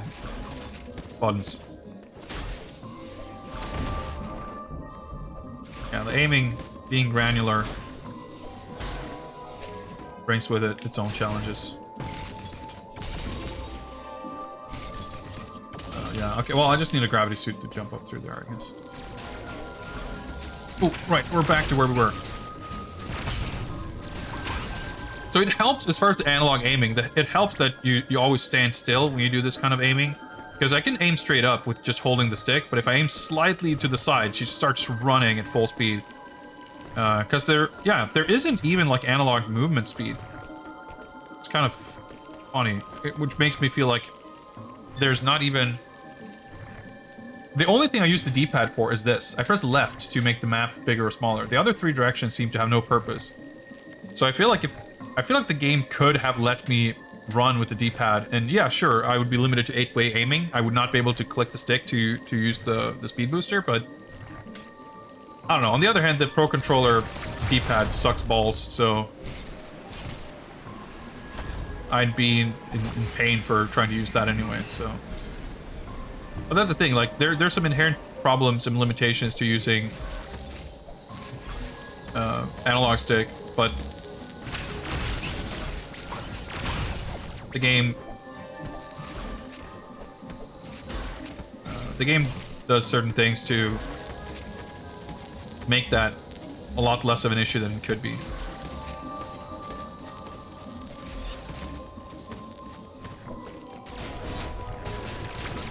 See, like, you start sliding around, but yeah, I just remember to hold the aim button and it's fine. So there's the elevator. So what's... Well, yellow room, probably save room? Yeah.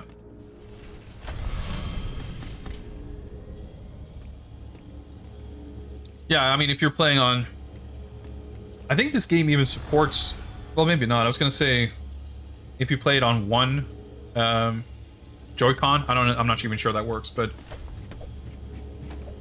Well, that's the thing, like... If playing with a D-pad is a loss somehow, like, I feel like I would be fine making that choice myself with that knowledge. And like, yeah, okay, maybe I'm missing something, but it would be nice to have the option. But like I said, you know, I think the game ultimately, I'm not having much trouble in the grand scheme of things, stemming from being forced to move with the analog stick. Given how prone that is to causing a lot of problems, or just, you know, not feeling good, it's a bit of a miracle that it feels as good as it does. But I don't know, trying to do things at speed, like you noticed, if I was struggling a little bit with getting the aiming angle right for just that kind of grappling sequence just there. But I'm okay with that if it's not like interfering too much. See, now we're like the new areas. We got the temple area and now the forest area. Like, this shit is cool. I don't understand why the game is front-loaded with these, like, completely bland, non-distinct, nondescript, nothingness areas. So we saw another green locked door, which makes me think that we'll... Well, which reinforces my belief that we'll get the green thing, whatever that is. Interesting, so we can't go back. Yeah, those doors there. Oh, well, really need that, but... As I did stop the Voron. Well, take these doors in order, I guess. Oh, or not. think I can probably... Oh shit. Yeah, get up there, so... Well, now we know.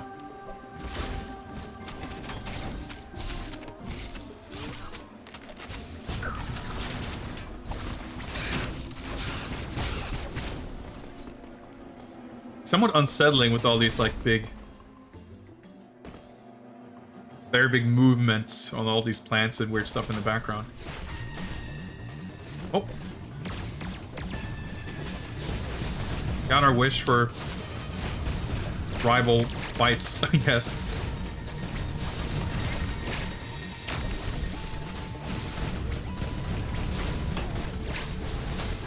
Oh, see, that thing is not parryable.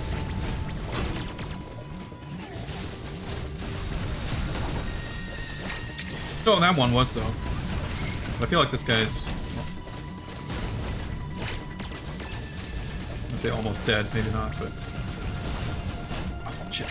Oh, that's the parryable one. No, I'm almost dead.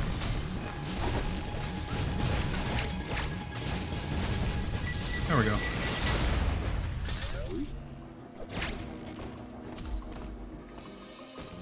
Just smash missiles. I kind of like, though, that there's like, it doesn't have to be a big old cutscene or dialogue or whatever. It can kind of just, it can be a little like, oh shit, you know.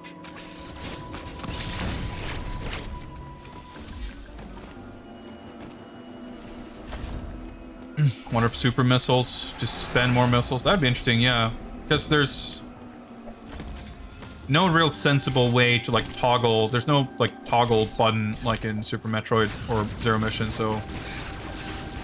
I mean, in Fusion, you just upgrade your missiles to super missiles. And then that's it. And you get ice missiles and diffusion missiles. And it's all just stacking. So, yeah, I don't know at all. Yeah, I like these, like, slope walls that prevent wall jumping. That's interesting.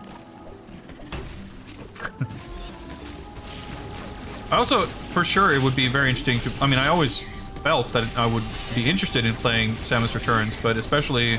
I'm glad I didn't play it before this.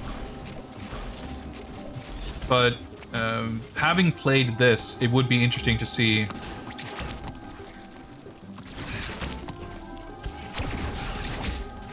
It would be interesting to see how much of this game... I mean, I know about the parry mechanics. I think the aiming is quite similar. So, is the Emmy active in here? We have been told, we've been informed that the Emmys should all be deactivated, right? Sitting right there. I feel like that's not gonna stay that way for long.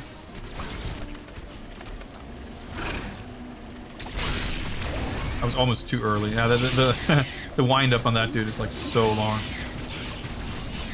Well, I guess this is like a health refill room.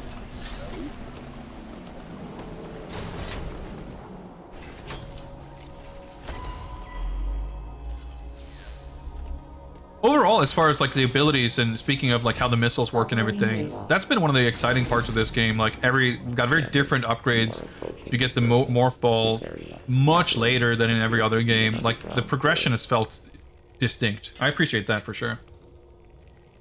Approaching the surface. Yeah, okay. So we got underwater weather, like rainstorms, underwater oceans, underwater lava volcanoes, underground forests. All right, whatever you say. The enemy have been deactivated, but Raven Beats desires you were no match for him then. Yep. No match for him now. It is true that you have recovered. Okay. Not some kind of an SAX type situation here. You during that encounter. So. Yeah.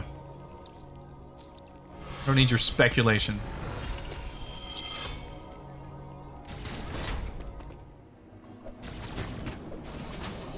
Oh yeah, so we saw one of these before.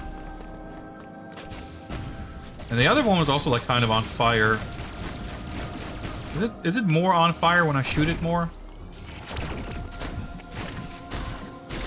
Maybe we need to freeze like Ice Beam or something.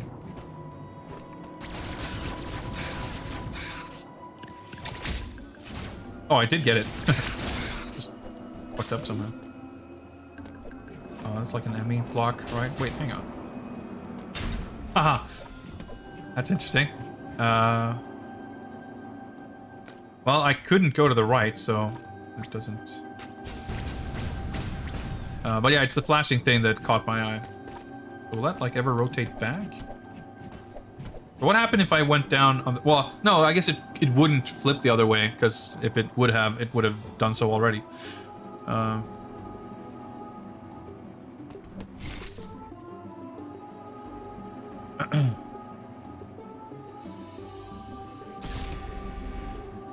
Yeah, there's a lot of moving parts and stuff like this that's a little... feels a little different from stuff you'd see in like... Overall, like, it's things like that that I appreciate that make this feel like it's definitely not... It isn't and it couldn't have been like a Super Metroid ROM hack or whatever. Whereas something like Zero Mission can kind of feel that way a little bit. I mean, it has completely different movement and ledge grabbing, which is awesome, but... Ooh, we probably don't want to get hit by that purple thing.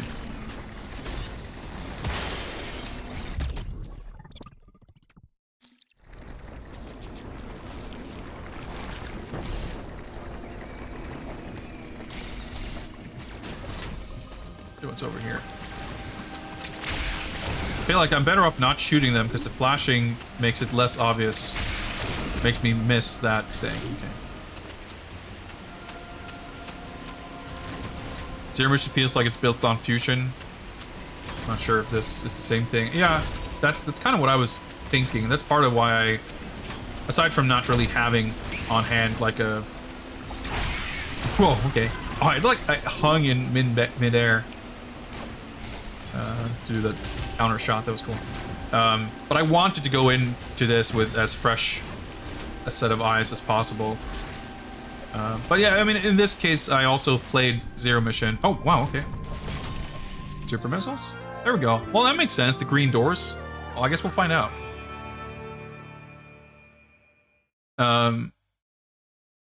So, I mean, yeah, you're, of course, Zero Mission is, like, in terms of the movement and a lot of that stuff, it's in my opinion, it feels a little more refined than Fusion, but it is very much built on that, that's true. And I expect this to a degree. I mean, it's the same developer. It's got a lot of similarities with some of the abilities. Like, for sure, I assume that there's going to be more of a through line, you know, from Samus Returns to this. Yeah. Well, like I said, I kind of wanted to go into this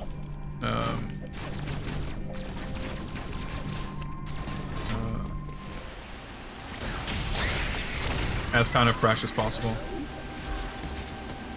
It's funny, I don't know why, but every time I find a Chozo statue, I had the same experience in Aim 2R, just like, oh shit, like, an upgrade? I wasn't expecting that, and it's just funny how, like, I guess you internalize, like, even if I don't remember a lot about Super Metroid, you just kind of enough of like a fragment of a memory lingers for you to kind of... Oh, still only uses one missile. That it doesn't come as a surprise or a shock. But I don't know. I could be completely, like, projecting and making this up, but... I feel like more of the Chozo statues in Super Metroid are a little bit more kind of telegraphed. There's, like, a little bit more of a hallway leading up to them or something. Oh, okay, I was not expecting an elevator here. Is that going to take us further up to the surface? Well, let's see what we've... we haven't... Oh, okay, so there's one door here. Which we can now no longer get back to because that was behind the flippy thing. The fucking Zorro door. Anyone remember Zorro? The DOS Prince of Persia clone? Which has platforms just like that. That game is extremely dank. It's kind of sick, but it is extremely dank. There's one here, too.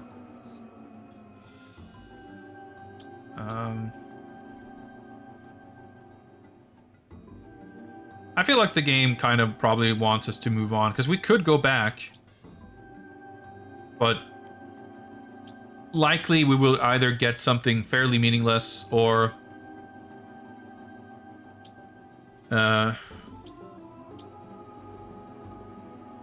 just run into another stop sign.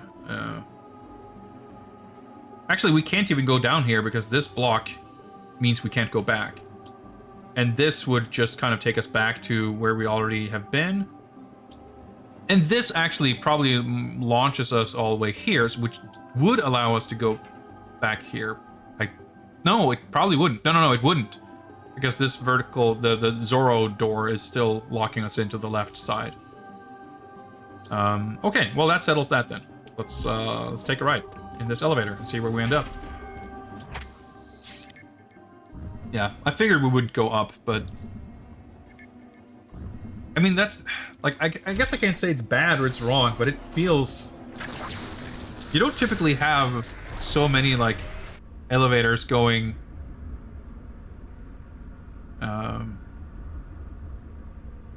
every area being like connected to all the other areas. Like there's a convenience factor to it in a way. I don't know, I feel like AM2R handled it super well, where like very late game you find this kind of secret room that lets you shoot yourself through these like morph ball tunnels in a way that essentially acts as kind of a fast travel hub of sorts. Fusion has this kind of interesting secret tunnels that lead from sector to sector when normally you just you have to go back to the hub. But here, I don't know, I think it to me it's sort of, you see all these different, I mean this is literally like a hub, everything's connected to this area I guess, but all these areas being connected to multiple different areas.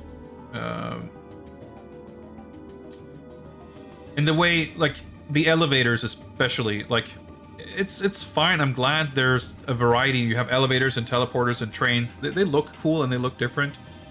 But the sense of space and geography and how this is all connected is, I don't know, it feels too abstract for my tastes. Like, it doesn't help make this feel like a cohesive space. But I will say, like, the plant zone and the temple zone and the water zone, those are cool. I like those areas. And maybe, I don't know, if Dairon has temple or like forest parts here. Nope. I was like, maybe this area is designed to have everything in one area, and I just was an idiot for not being able to visually distinguish Artaria from Kataris. But Artaria, Kataris, and Dairon all have these exact caves. They all have like fire rooms. Like they really just feel the same. And doesn't matter obviously, but for the sake of the map. It's weird how certain rooms are very different and then these ones are just not at all. Well, I'm probably not. Okay, well, we can do that, I guess.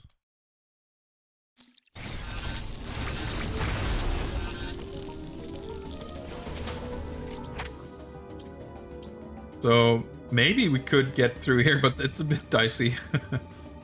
Well, that is interesting. Oh, there's a recharged here. I wonder if that's like. Ooh, see, this is we can. Well, that's just a part.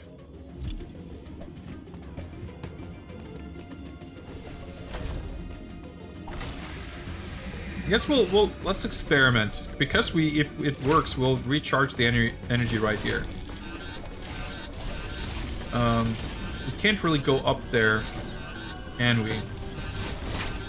Yeah, see that we took 80 damage.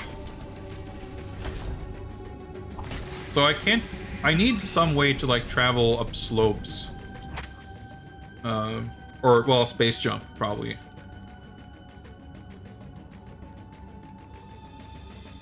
But I could conceivably drop down and get through here and get out back here.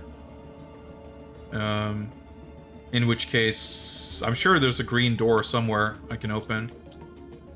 Not the same green thing, but The other option, of course, is that I was not actually meant to go back or go through this elevator. So let's study this again real quick.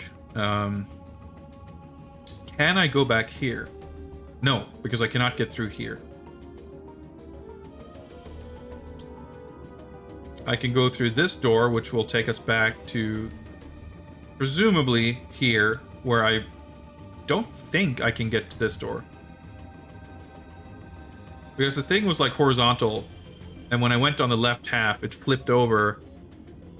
And I don't know. Yeah, this is a morph ball launcher exit, so maybe I couldn't have taken the tunnel from this direction. Pretty sure I could not have. The super missiles don't seem to have an effect on these things, so I can make it back to the Emmy area. And now I can open this. Okay, yes. That's where we need to go.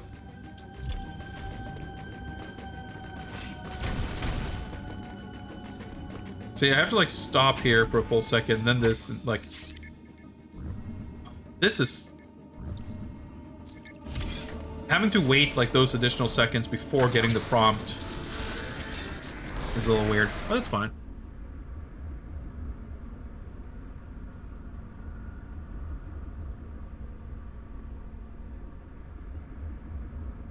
But yeah, I think overall, for sure, my appreciation for this game is kind of growing as I'm playing more of it. I still think the map is big and sprawling, and the game feels kind of long in a way that isn't necessarily great. But by and large, like, it feels like it's not a disappointing game by any means. I'm enjoying it for sure.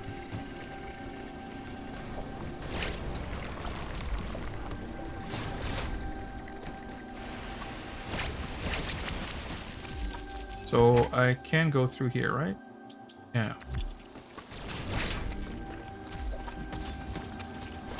So I can't go down here, as far as I know.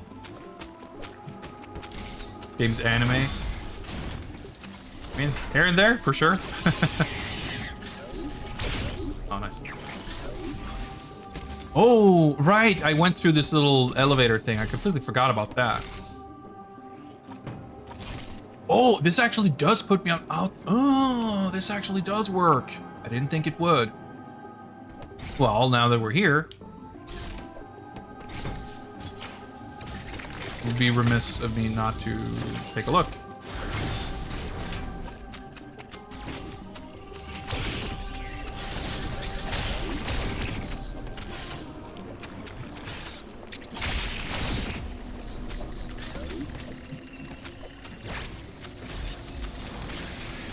I don't know what that purple beam is, but I feel like I want to avoid it.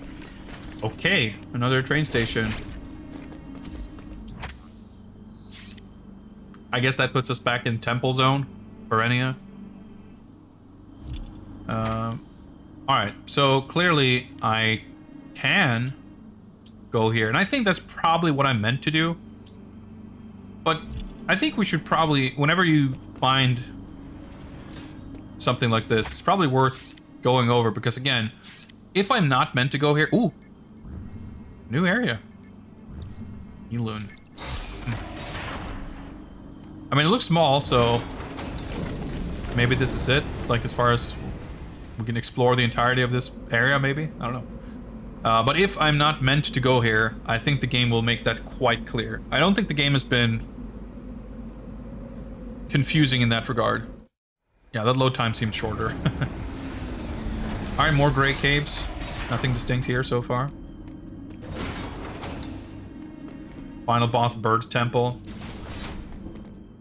The heart of Birdland. Seems not entirely impossible. Unpossible? Unlikely? Impossible? I don't know. It's... Could be, let's say. Could be. Got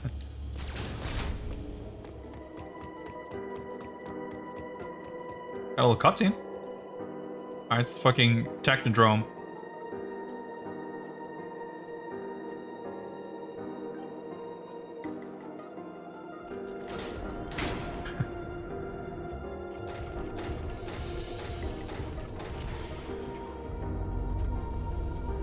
Wasn't expecting it to actually open.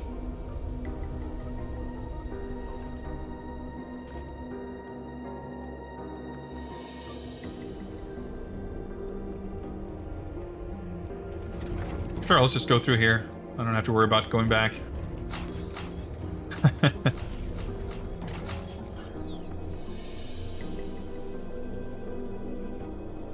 Alright, we'll be fine.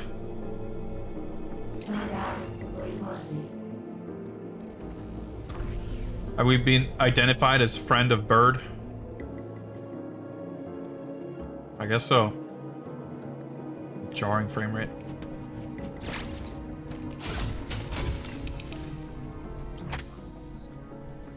So yeah, seems pretty... Alright, we got little temple bits here. Oh, that thing's moving. Well, okay. That's not a super missile lock. That's something else. We've seen this before.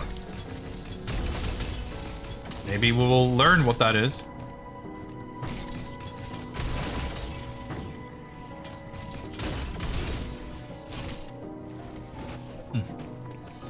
This is mysterious. I like that. Mysterious is good.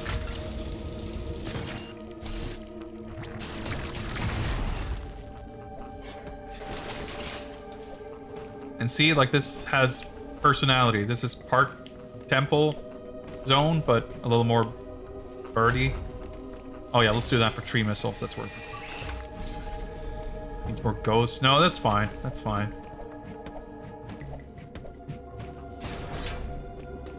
So I wonder if the whatever that green shield is. Oh, all right, there we go. X, and also X sludge. Oh, that's sick.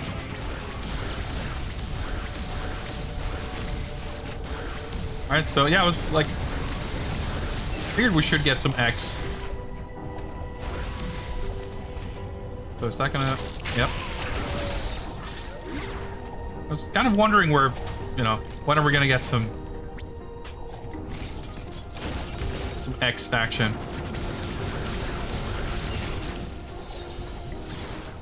In terms of like the story and stuff, like it would make sense that the X would show up. But yeah, what I was gonna say is those green, electric-y, whatever, those things up there on the door. Clearly, super missiles don't help, but I wonder if whatever will help us unlock those doors is the same thing that's gonna let us open those other green blocks with the 3 green dots or whatever. Oh, really need to recharge, or I don't at all need to, actually. That also helped us uncover a little bit of the map on the top there.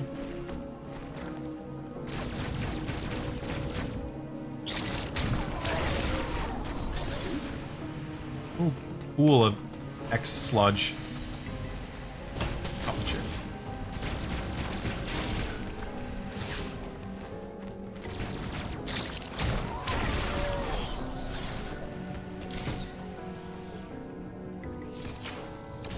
But see, this area, it's like, this entire area is like this linear little set PC segment, which, like, it's great because this is the exact type of thing that I feel like it makes this entire experience of going through these rooms, going through this section, distinct from a lot of the rest of the game, which is something I haven't seen enough of. All right. Is that a letter P? Plasma? Don't mind if I do.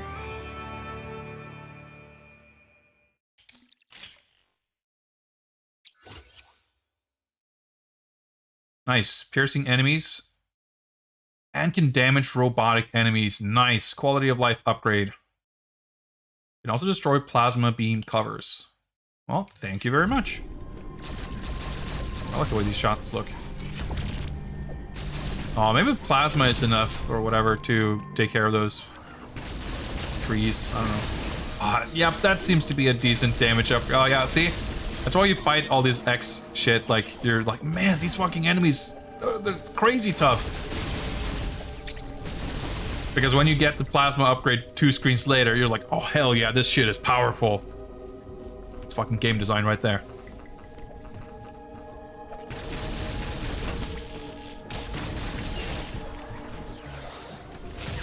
All right, so I guess we're done here. We don't have like a map. Well, we have 0% items, which is funny. We did get a Chozo statue upgrade, but I guess that doesn't count as an item? That's funny to me. All right, well, we can get through here now. Can we go through here? Morph ball launcher exit. Can you enter through an exit?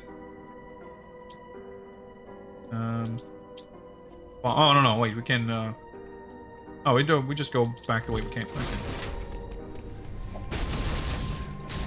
No, we don't.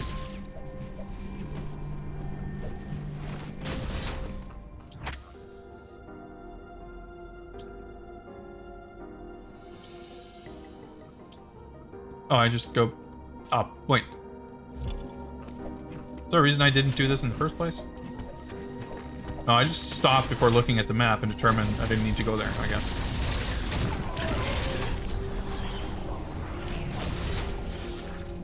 Because I'm an idiot, I guess. Oh, I didn't see the other guy.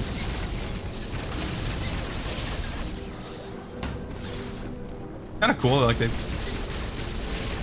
shoot through the platform. It looks like I can grab this thing. Whoa!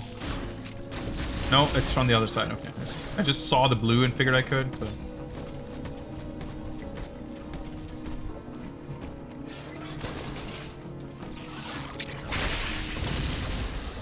No. Oh, the red X. Nice. The red X from the door thing. Boss or something here. Shades of Fusion. I like it.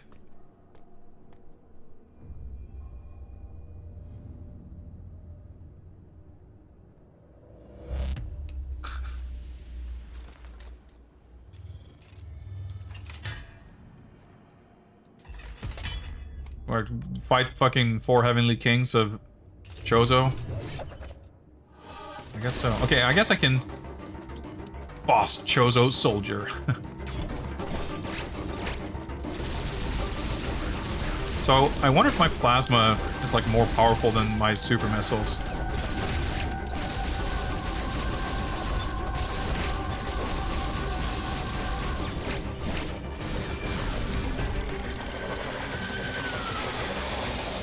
Oh, okay, well, got some X juice. Wait, I'm gonna get hit by that.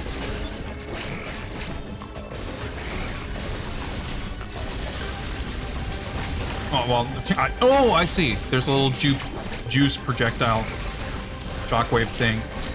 Oh, actor frames. See that? Oh, whoops, I meant to wall jump. Fucked up.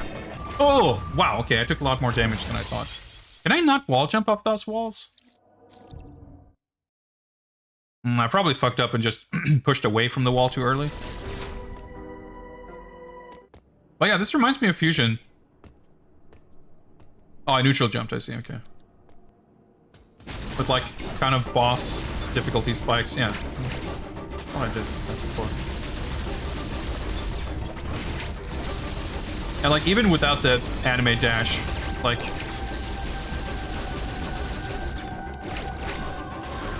you just have a lot of... you're very nimble, but the way you can dash out of the way, like, it's... it's pretty long.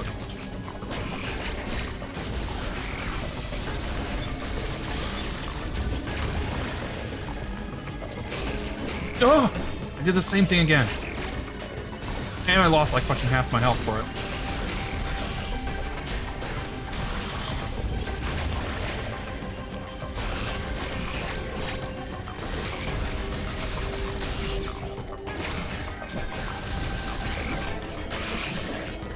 Oh!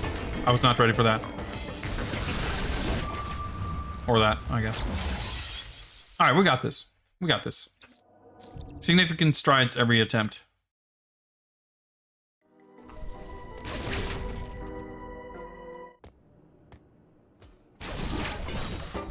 Oh! You can tell that his, yeah, the wind up is like way faster and the attack is too, like with every phase.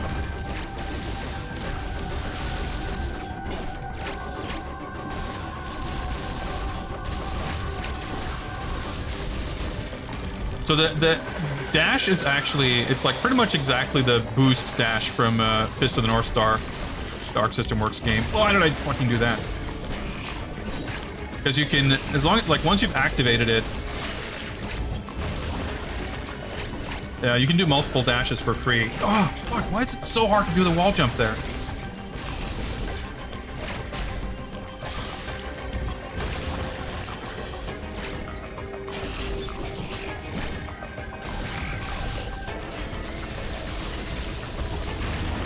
I thought it would land on where I was.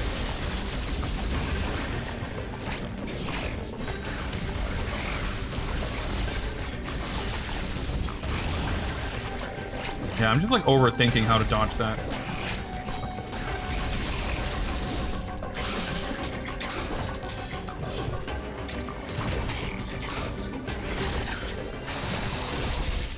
Alright. That's pretty cool. I was a little like, there's a second one, but I got it. I got it. With further bosses, your E-tanks become your life bar. Yeah, I mean, that's pretty much what Fusion is like too, right? Like, you fight SAX and you take like 80 damage per hit or whatever.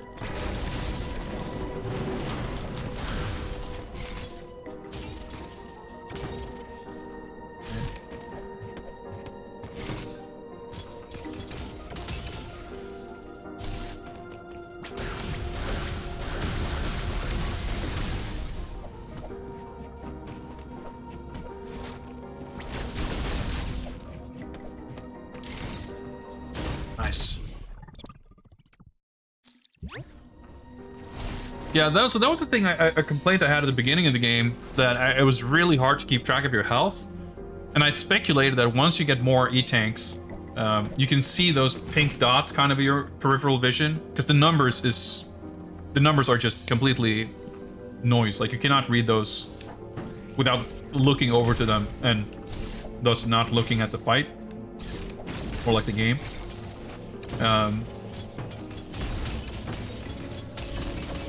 Yeah, that is a bomb block. But you can kind of get a slight sense of whether you have a lot or a little pink.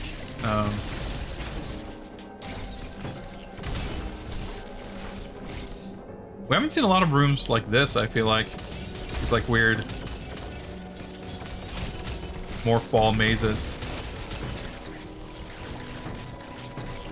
Weird physicsy collision type deal. There's a missile upgrade there.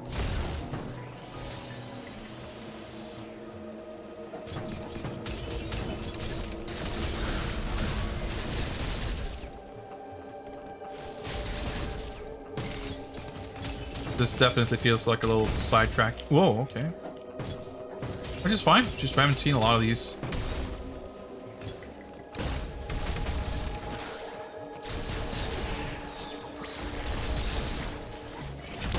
Shit.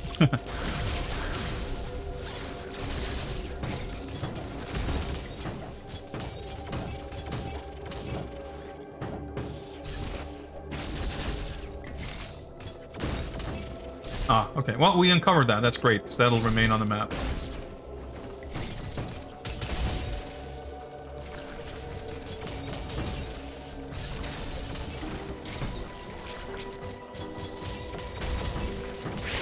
Ooh, are we seriously gonna get that now?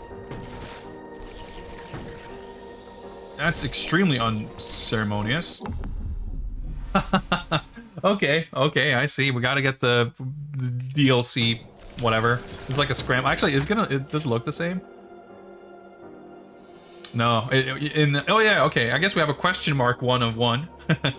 Like in Zero Mission, you get these scrambled upgrades where you can't tell what it is until you get the Chozo whatever at the end, and you just like decipher all the power-ups, and you get like the Plasma Beam and the Power Bomb and whatever else.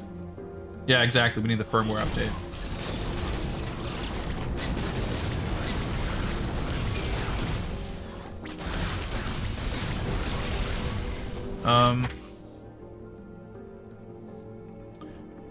Yeah, 50% items. Okay. Oh, yeah, we determined that we need this. Okay, so I felt like there was another way I could have gone up here somewhere, but maybe there wasn't. Yeah, I went to this room and we got the E-tank and then we went up and went all around here. When I could have dropped down to go here, which would have, I guess, taken ours back. Oh, this is the big door, right?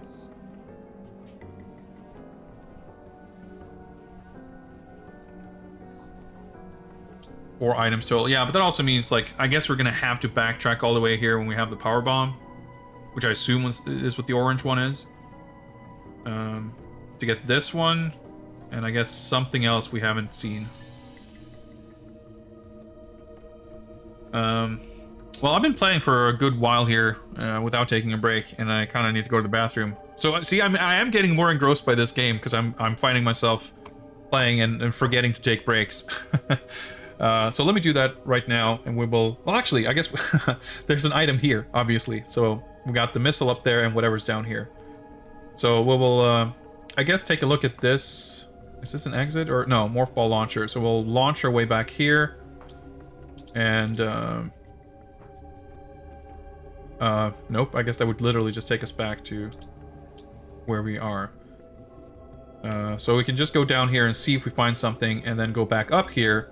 So we can go up here and come back to this room. Right, and then we should be able to just assume, I guess, that the door's gonna open for us. Hopefully I'll remember that grand master plan when I return in a couple of minutes. So see you guys in just a little bit.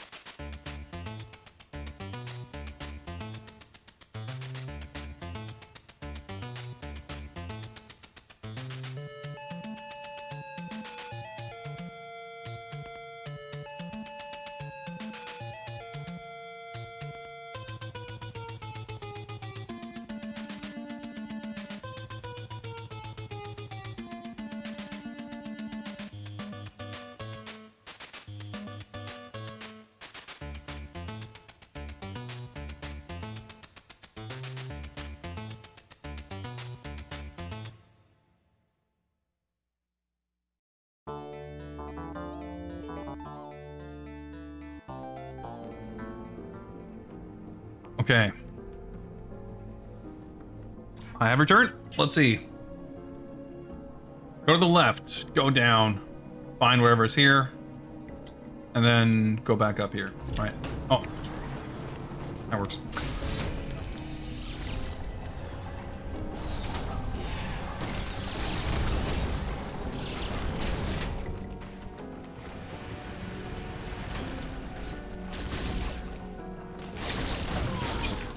See, I shouldn't have shot, so I didn't see what was going on.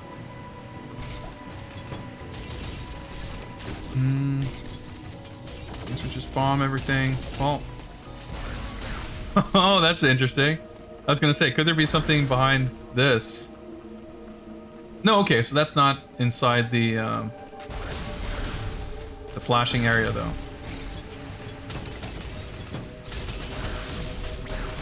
Oh, it looks like that electrifies the wall. That's interesting.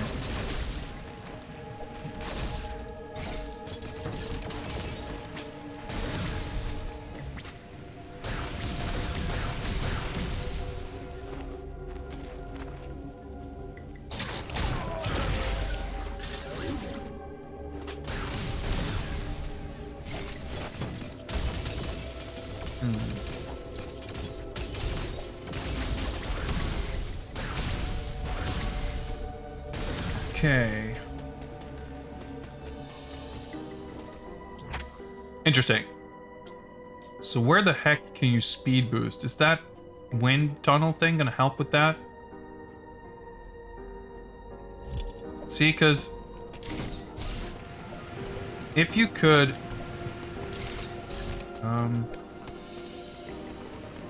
thing like, oh wait, it does. Okay.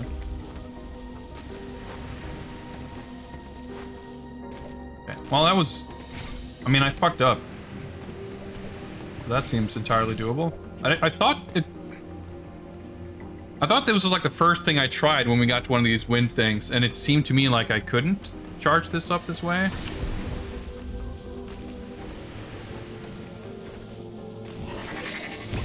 But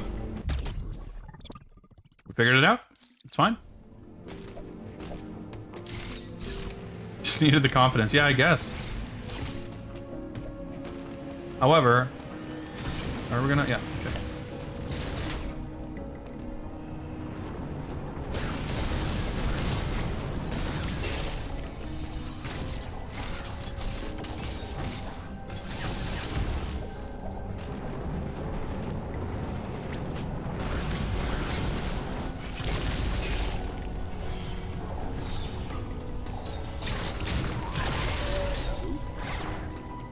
So we're not... Wait. No, go around here.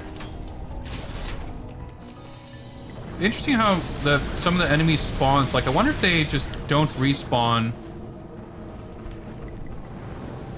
If you kill enemies in a room and then like instantly turn around, there's something that kind of prevents them from... I haven't done it. There's not been a lot of areas where... Okay, that was pretty good. He just jumped through the door. Oh yeah, they do electrify the walls and you take damage. Alright, that was pretty sick. What was I gonna say? There haven't been a lot of areas where we're trying to like pass through doors to get enough, you know, runway to get a speed booster or something, which is usually where that ends up causing problems in the other games, where you have to pass through a door and there's enemies right around the corner or whatever. Because clearly I killed an enemy and then I went through the door and went back and he wasn't there. So, I don't know. Or maybe it's just an X spawn thing that was delayed. Whatever. Let's see if we can leave this place. Well, we get a cutscene. That means this was probably the right direction to go, at least.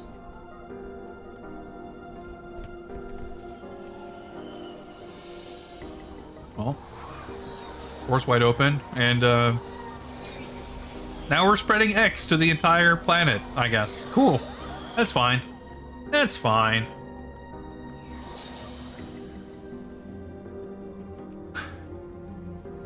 Big, I made a huge mistake energy in her look there, but, that's fine. That's pretty cool. Oh, wow, okay.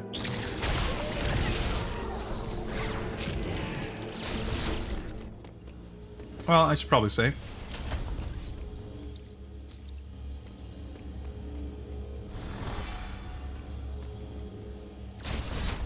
I don't know, I feel like in some ways the game has been a little bit slow to start, I guess. This is so cool that you can just maintain momentum like that. Wow, even hugging the wall? Well, I guess they would have to do it that way.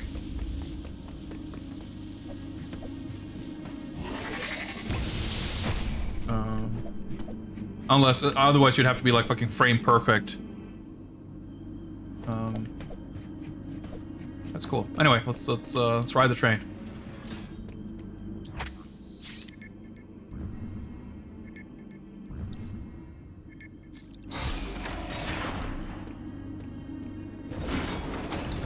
Option to turn off the map would be fun. I disagree. I mean, I wouldn't be upset if there was an option. I wouldn't enable it, but...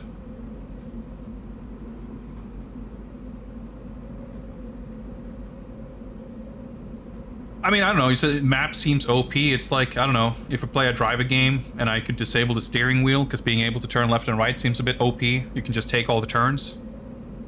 I don't know, it's a bit of an exaggeration, of course, but I feel like...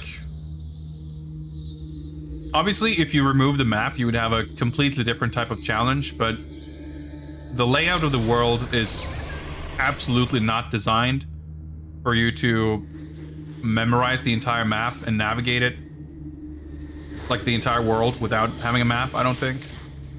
I mean, I guess you could draw your own map, but that would be a lot more difficult compared to like NES Metroid, where everything is very distinct on a grid and everything.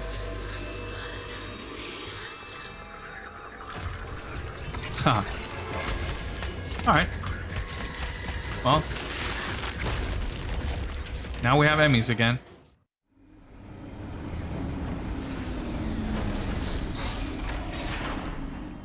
I don't know, I feel like you... If you were adamant about that, I feel like you could...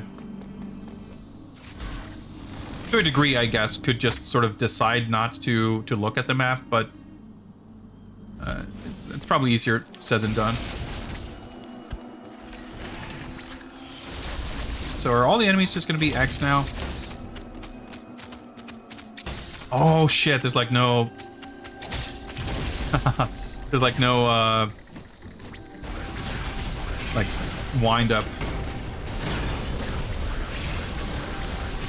Oh, maybe this is where the game gets hard. This is where the hard game starts that I've been hearing so much about. Yeah, put some tape on the screen. I guess that works. I mean, if you're really... Wait, hang on. I was gonna say the map's flashing, but it should be over here.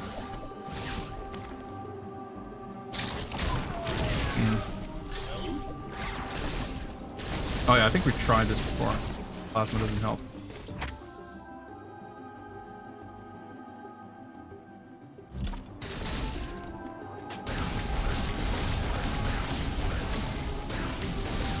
This is kind of interesting. You have the flashing thing, but it's... I don't know if it's on this screen or on this screen.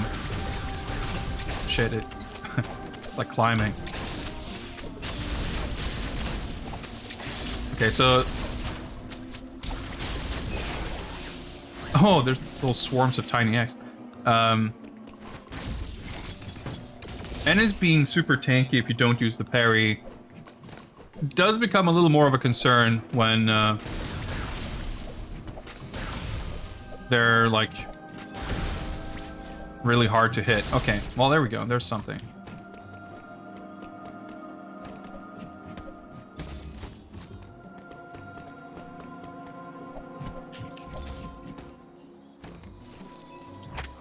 So where the heck do you... Well...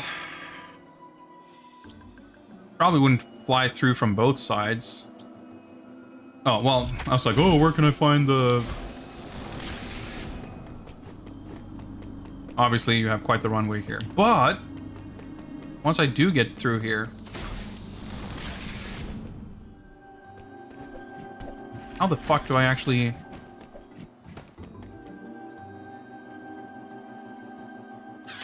How do I actually do the Shine Spark that I need to do here?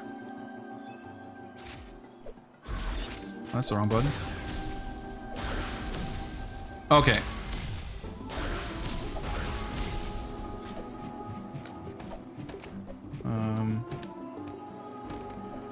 Still not, because you can't really do the mid-air Shine Spark activation. Like, I can't wall jump. As far as I know... Wait, how do I...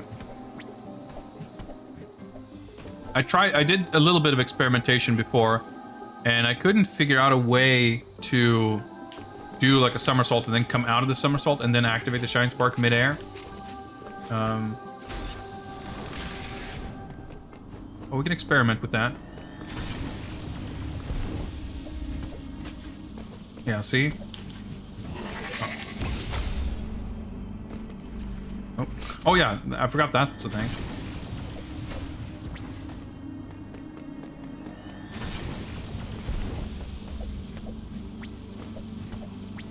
Yeah.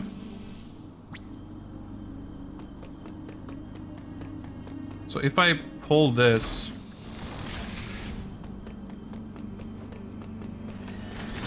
No, you definitely have to charge it, store it first.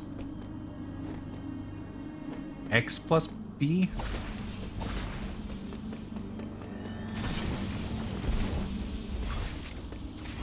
Oh. There's no... Yeah, see, like, okay, that doesn't work at all.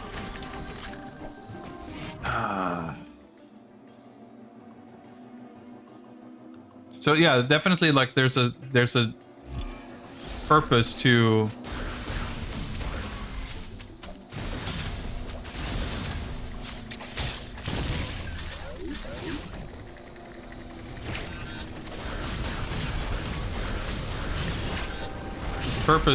having to wait to unlock that door.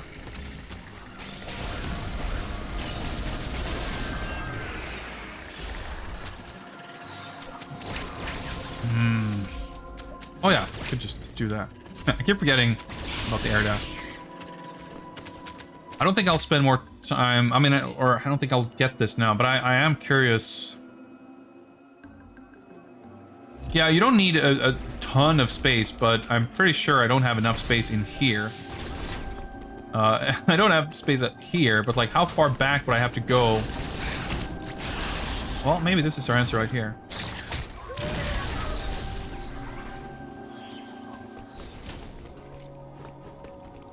Oh, shit. Okay.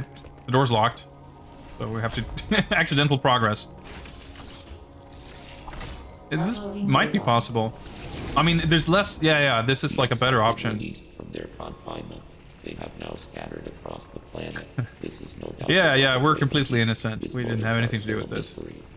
But your Metroid DNA... Yeah, I know. I know! I played the previous game. I know. They are overrunning the planet. I trust you will make it. Oh, I'm supposed to go to my ship? Okay. I see. It's not like that was my objective the entire time.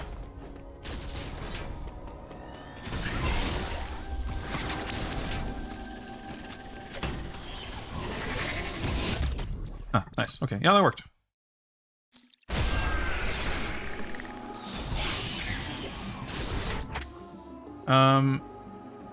Okay, go to our ship. So the enemy is going to be activated here. Well, we can open this now too. So, did we pass through another gray Emmy zone? Maybe in Berenia? I forget. This is still no longer, or not yet accessible.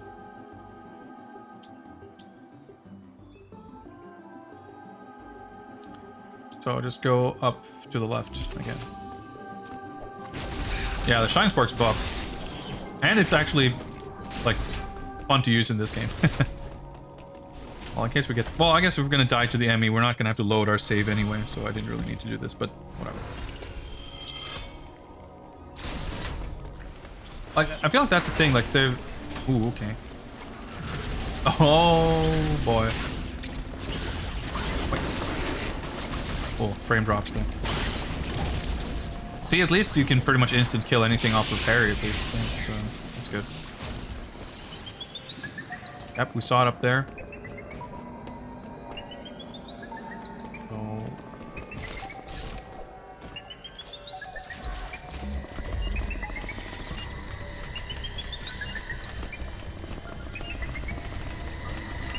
Oh boy.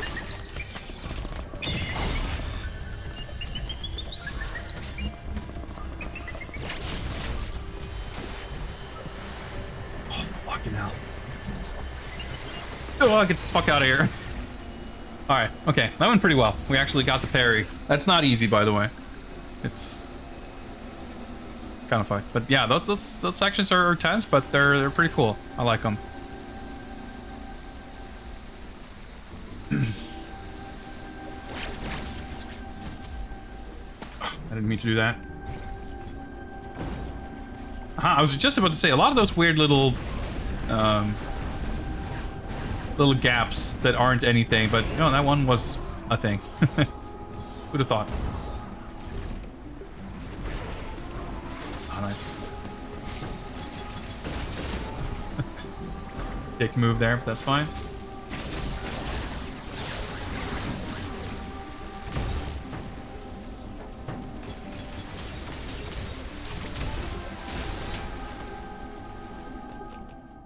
Oh, map room. Nice.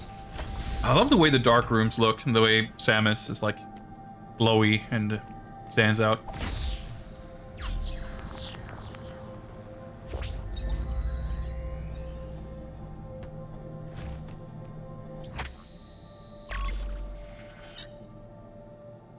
Oh, more trains, huh? Every room is a save room. Yeah, it's very liberal with save rooms. Plus, I've literally never died and actually restarted from a save room. Every time I've died, it's been to Emmy or a boss, and I just start in the same room anyway. So there is the central unit. We need to destroy this thing.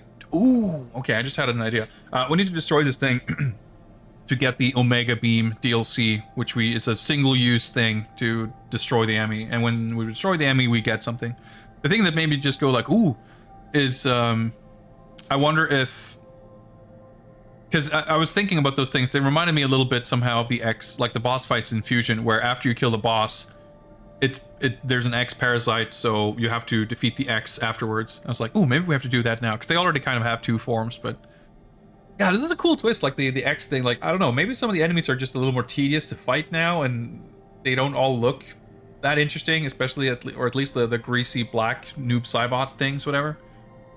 But the way it sort of recontextualizes the environment and the story and the sequence of events and everything going on, like, that's cool. I like that. Oh yeah, so there's 2 train stations. I reckon at least one of them leads to Ferenia. Maybe the other one leads to whatever is above it, where the ship is. It's a pretty conspicuous gap on the top right, so there's probably an area there too. I mean, there's 3 remaining Emmy, and there's one where we're right now. I guess I wouldn't be shocked if the other remaining 2 is one of them is where the ship is, and the other one is whatever's on the right-hand side. That doesn't seem impossible. So I guess we have to defeat those 3, and after that we fight Birdman, Dark Ravenclaw, the Crow, whatever.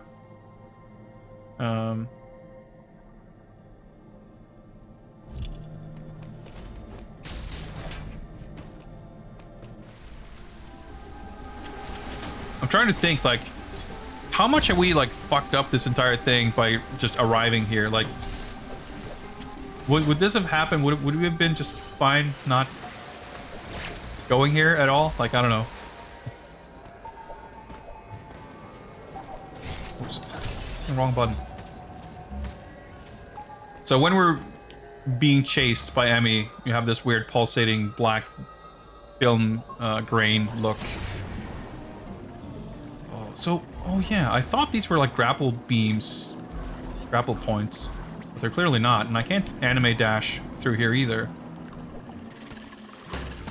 Might help. I guess they are something at least. All right, we're getting closer.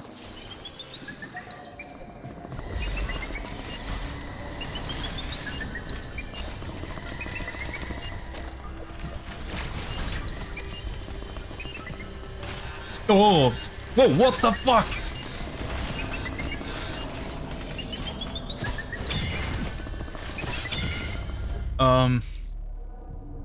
What the fuck was that?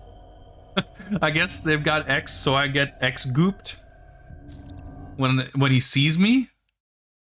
That's kind of sick. I got a little confused about the relationship of these doors. Once I got to this room, I should have just moved on. So the enemy is not necessarily in the same spot next time. Oh, okay. Oh, that's a charge beam.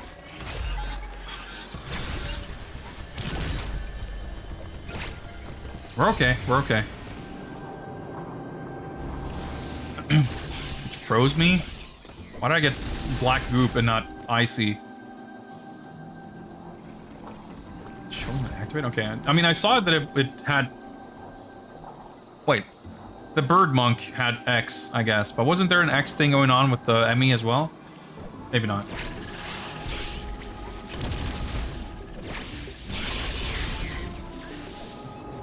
Well, if it has an ice thing, I guess that's probably what we're gonna get.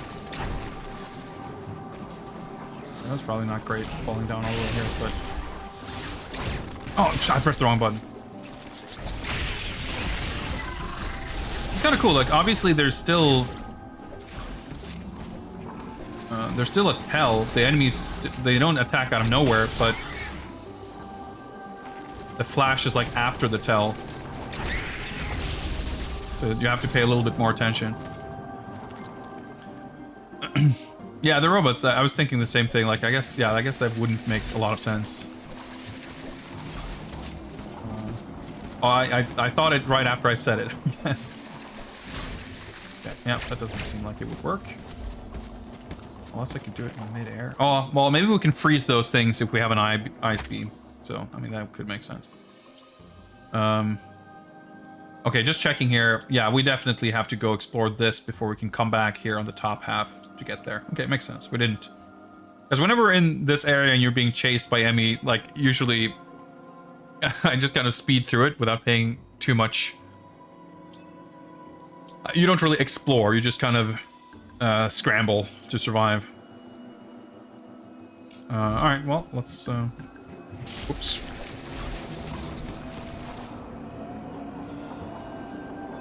Just a nice little beam. I said the rooms are just everywhere. Like, I feel like I don't need to save, but like the saving itself is pretty quick, so waiting for the prompt to show up takes longer. Whoa, hello.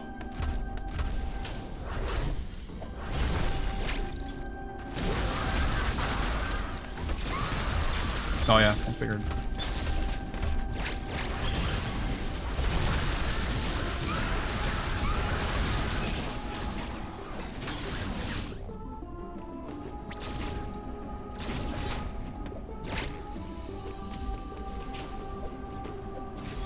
This is a cool area.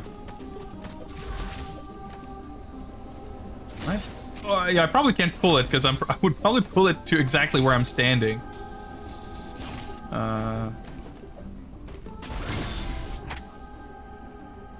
Yeah, so I need to destroy these things so I can pull this down. It makes sense. Wait, what was up here? Oh, okay. See? More of these green things. Yeah, I probably need to... Okay, yeah. Whatever I need here, I don't have it.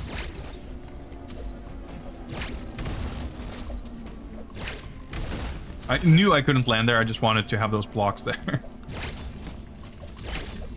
An air dash, it's so fun. I think you can get crushed to death. I mean, yeah, the level design doesn't really allow for it. You get another M?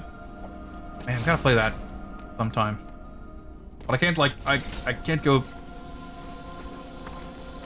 deep into every other Metroid game. So we got Onimusha games to play, and other games to play. Too many games. Oh, interesting. Interesting. Got some, screw attack action coming up at some point. Wait, this doesn't help us. Let's get 2 missiles. Oh, no, it's just energy. Okay. Yeah, there's like different kinds of recharge stations, and I always, I can never, rather, remember just which.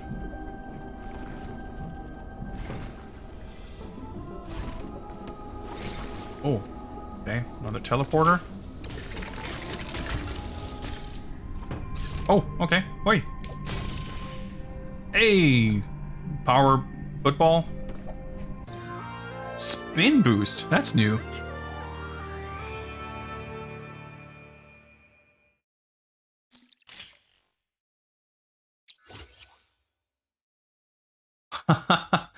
Okay, it's a double jump. That's kind of funny. That is funny. I don't know. I mean, there's been so many places in this game where like, well, we'll get the space jump. And that made me think like, oh, I wonder if the space jump feels halfway decent in this game, because it feels like shit in every other game. So it's funny on one hand, it's like, oh, yeah, okay, well, I guess, you know, maybe we won't get the space jump. Maybe this is it. Which, you know, it seems it's fairly civilized.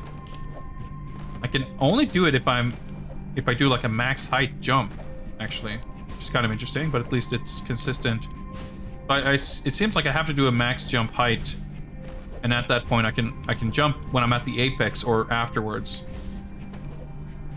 Yeah, if I've done a max height jump, I can fall however long before doing it, but I can't do it while I'm ascending. But at least it doesn't feel weirdly arbitrary like the space jump usually does. Yeah, so it said, yeah, I can't gain more height. Oh, but I can gain distance. So I can do this. I see. Okay. It's kind of interesting. No, not what I meant. Oh yeah, I have to. It's so weird. When you're on a wall, you can only shoot like straight 90 degrees unless you use the aim. Alright. Yeah, the water stuff has been like shockingly good and interesting. It's usually the worst part about these games. Oh yeah, I can just go back through the tunnel. I wasn't paying attention. Yeah, like, obviously you're very limited, and it's difficult and tedious in its own way to be underwater, but it's... Like I said, we even had a boss fight underwater, and it was like a pretty fun, pretty cool fight. So like... See, that was not the answer I was expecting. To get up here. That's the best part. I mentioned that before too, like, when you see an obstacle, and you have like a theory as to how you might conceivably be able to overcome it, you're like, oh yeah, I just need to get this upgrade, and then like you get the upgrade that lets you get past it, and it wasn't at all what you thought. Like, that's always satisfying. Aha.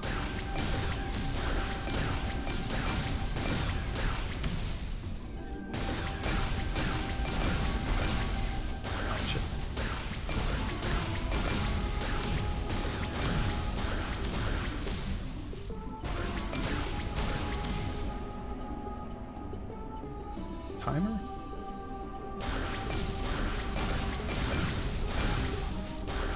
Okay. It seems pretty difficult to get right.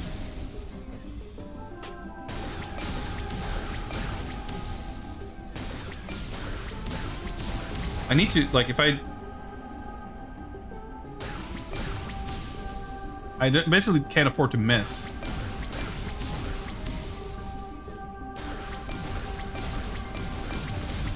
Even then, I'm not sure. Oh, you can see the thing on the left. Fuck me, okay.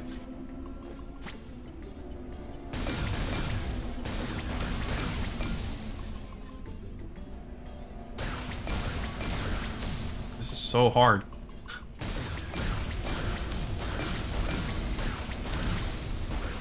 Running out of missiles, too.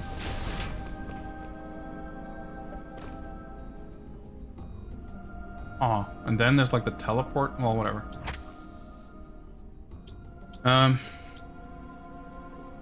That's it. Fascinating, though. Fascinating. I mean, it's for a missile tank, so that's kind of whatever. Well, we have a double jump now. Yeah, we've seen those green things before. Green orbs. Oh, that's cool.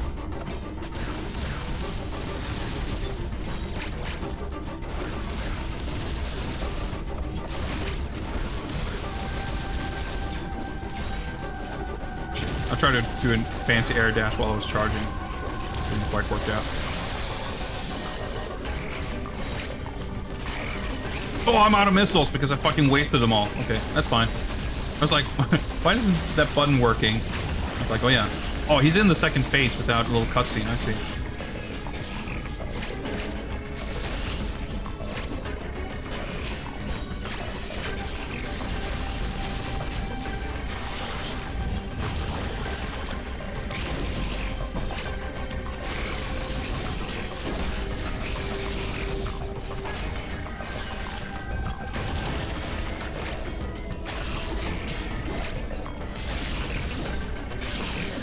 Oh, that was not correctly timed.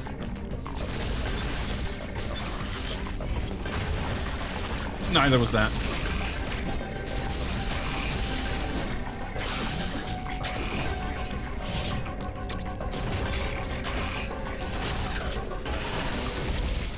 All right.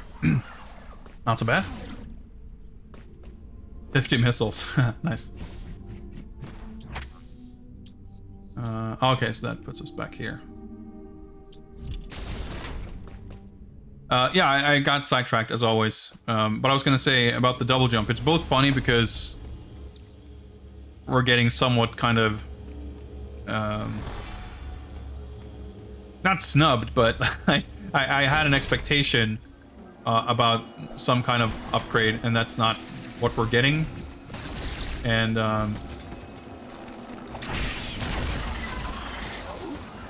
that is usually a good thing, and it's like, oh yeah, it's interesting. It's not what I expected, but it's also funny that the kind of unexpected thing is what would otherwise be considered like the most generic. Like, if you think of a game like this, what's like the first upgrade you imagine that you would get in a game like this, that you would have in any game like this? Like, well, the double jump, right? It's like the most generic, basic thing you can think of, but it's usually not a thing in Metroid. I mean, it's never been a thing, really, unless it's in a Prime game or something. Obviously, you get the space jump, but that's different. It's not a double jump. So it's kind of funny that this game finds new ways to give us, like, kind of twists on upgrades by way of, like, giving us the most, not the most basic imaginable thing, but, like, innovating in a sense by having something that's unusual for Metroid, but in countless games kind of inspired by or mimicking Metroid. We've seen it before, you know. This is an interesting how that works. Oh boy. Okay, I guess it does look like ice. I just oh, what? Oh, fucking hell.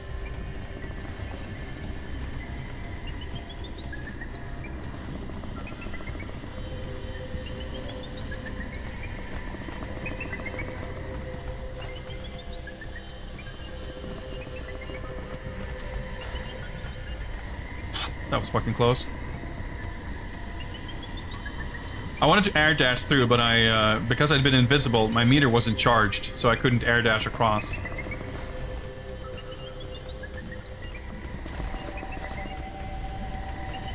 Fuck's sake!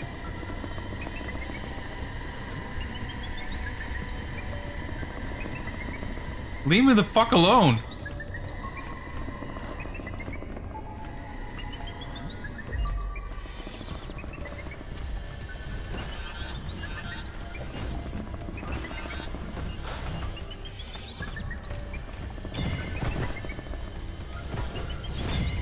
I wasn't sure if that was the counter animation or not. It looks so different underwater.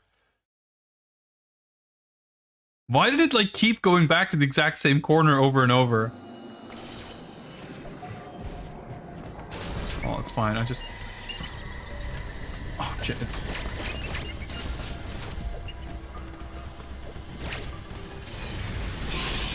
Yeah, I just need to like not hesitate. Like, I fucked up by letting it, because the dash and the invisibility used the Eon meter. Yeah, because I was like this, and then takes a bit for it to recharge.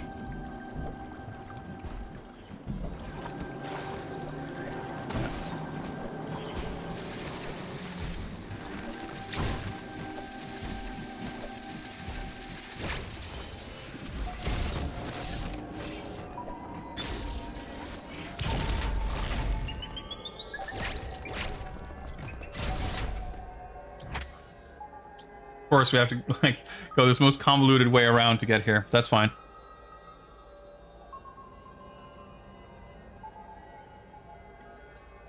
Oh, you mean it came back because it was moving? Well, usually when you move, like usually when it sees you or it hears you rather, you can tell that it's like there's this shockwave thing where it's like, oh, it's detecting your sound, and I figured I didn't see that, and I also figured because I'm moving super slowly underwater that it wouldn't hear my footsteps, but maybe that is what it was.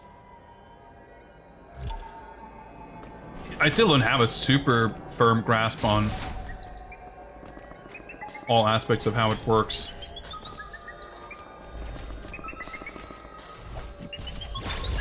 See, you see that yellow thing? Well, we made it here at least. So this thing, yeah, okay, that still doesn't... my plasma beam doesn't work.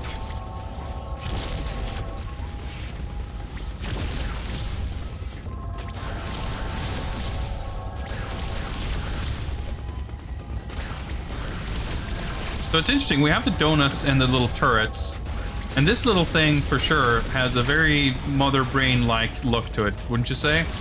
No spikes and everything, but it's a brain with an eyeball. It doesn't seem like it would be a complete coincidence.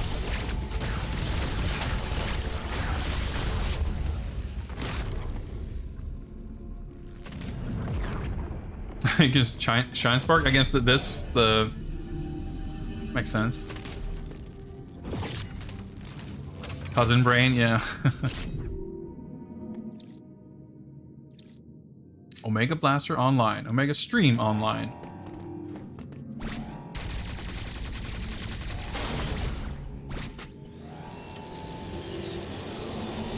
Okay, I remember how to do this. Now...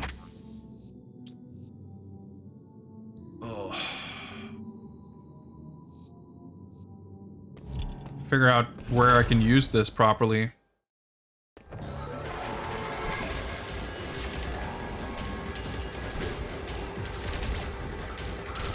This is fucking not gonna really work well, is it?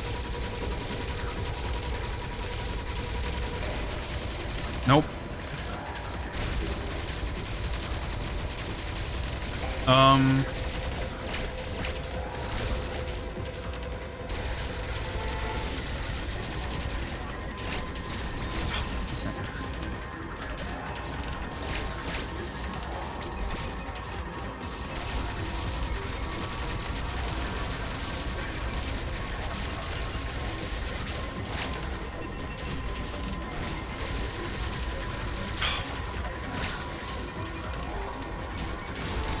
I don't think that's gonna work.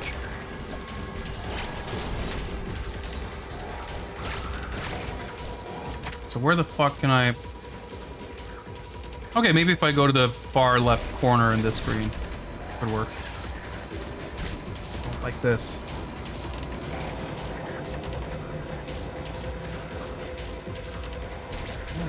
Oh, well, okay. I thought I was hoping it would come down from below, but...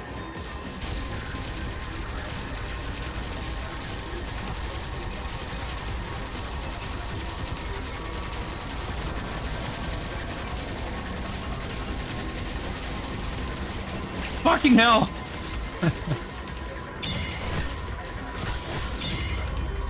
My aim was just a little bit off, I guess. But that seems to be the spot. Aim is a little finicky.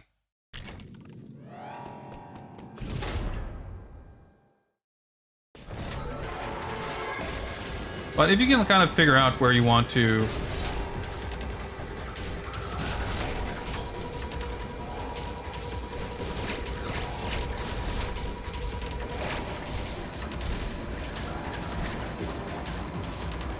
Nice. It's not like on the map.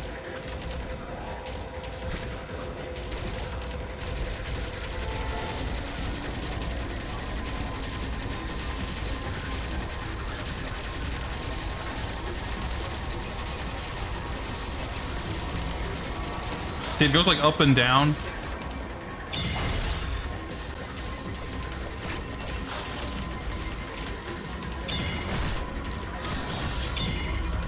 Maybe...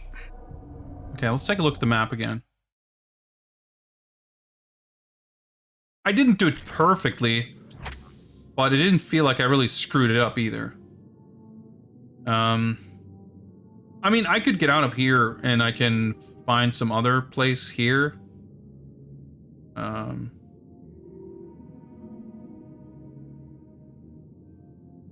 Oh, maybe doing it underwater is a good idea, actually, because it moves. It seems to move slowly underwater too. Oh, that's a right. No, you're right. Okay, I can't. Fuck. Okay, that would have been great, but oh, it's like made to be annoying to deal with then.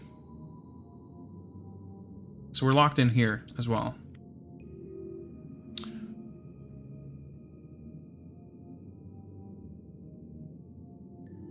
Do I try the same exact thing? Because this seemed like the flattest, straightest area, but maybe if I can get it here and I... Okay, maybe we can try that. Because I can't really shoot super well through here, I think.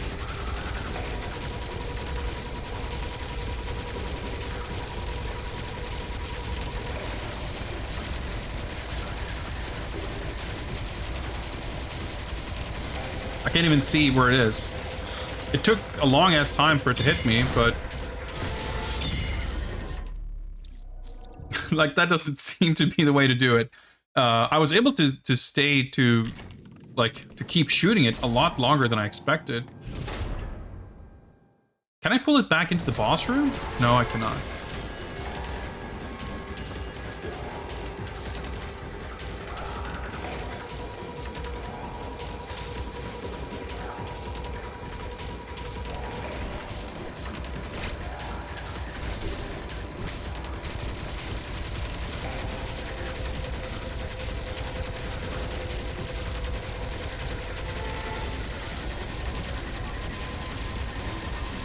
Do I have to kind of move up and down?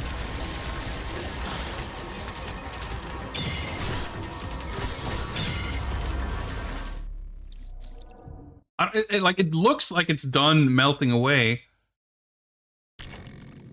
but then you just kind of keep shooting at it and it still doesn't.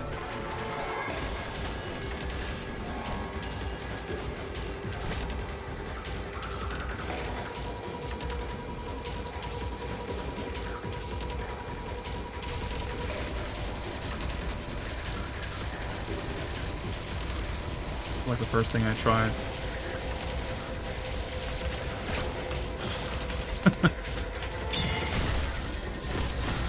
Okay, yeah, so you can do a second counter, a little kick. So you technically have 2 chances. That's interesting. I think I saw someone say something to the effect.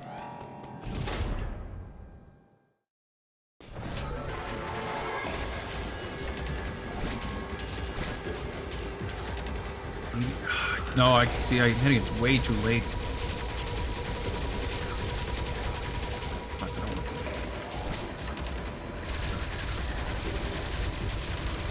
I feel like I already missed my chance there.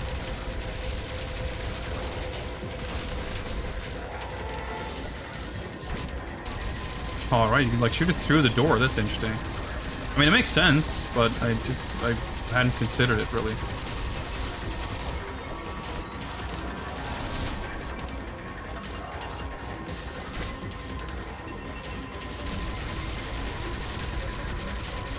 I'm not hitting it now, so...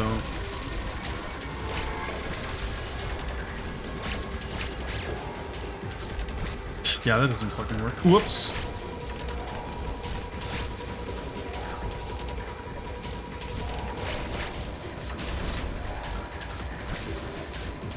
Let's try this again. It would be nice if it came from below, but... Oh, it looks like it is. Nope.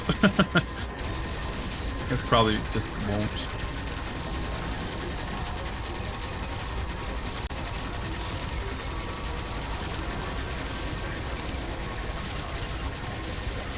Yeah, see, it's like moving up and down and like stopping.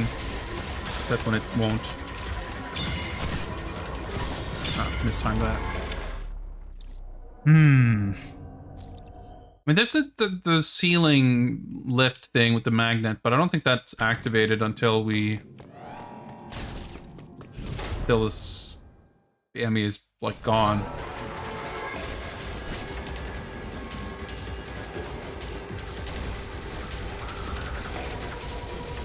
Oh, okay, I didn't fucking even hit it.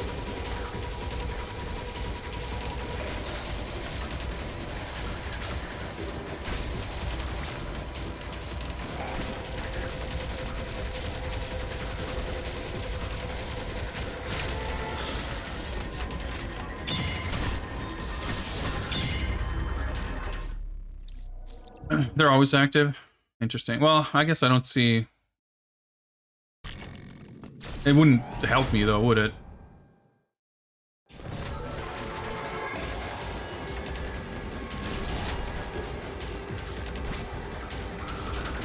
Oh, I can open this, okay.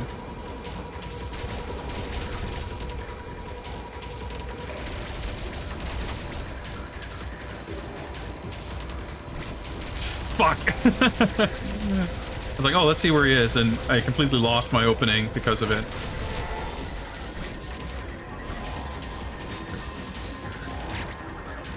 Nope!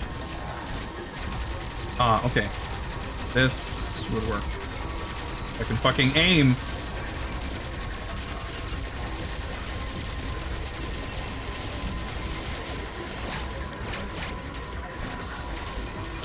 Thank you, camera angle. All right.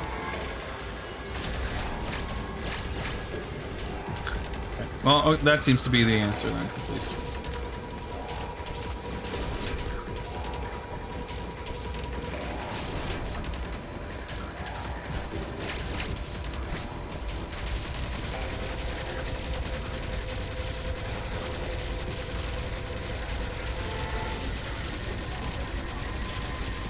Dude, I fucking wasted so much time / space. Oh, those little tiny bits. Oh, we almost got it. Come on.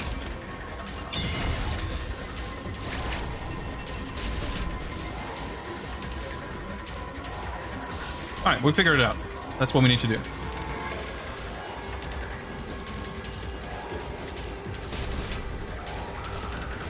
It's kind of hard, like you kind of need to predict sort of... Oh boy, that's not what I want. Well, I guess this might work.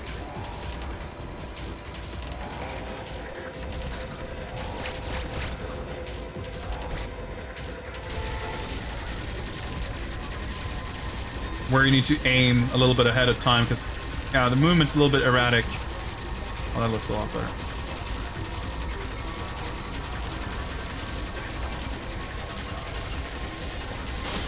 Got him, okay. But that's not gonna work. Okay. Yeah, I think this is the one that's given us the most trouble, but it's been mostly a matter of figuring out what we need to do. But I agree, like, the aiming, the weird thing is, like, the tutorial of the game claims that the Omega Beam will lock on automatic, like it will, and like, what could you possibly ever want to be aiming at that isn't that thing? Like, there isn't anything, right? So that's kind of weird that it's like that you have to do this finicky, fiddly aiming manually, and like at this distance, the projectiles travel slowly enough that it's hard to make adjustments quickly enough. So I figured we want to do basically the same thing again, right? Well, it's a little faster now, isn't it?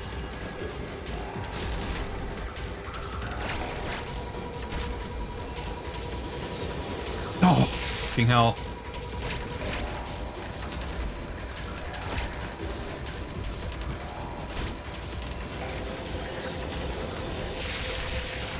Okay.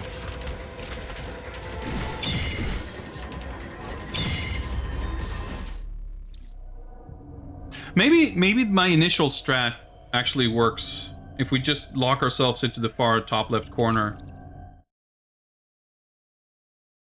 But I mean, I don't mind. I know a lot of people have expressed frustration with these sections. And I'm not necessarily having a terrible time, but they aren't the most fun parts of the game, for sure. No arguments there. Too fast.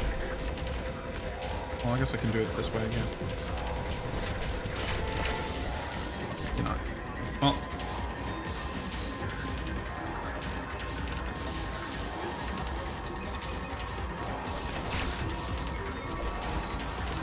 But this particular, like this one is, they've been kind of escalating in difficulty and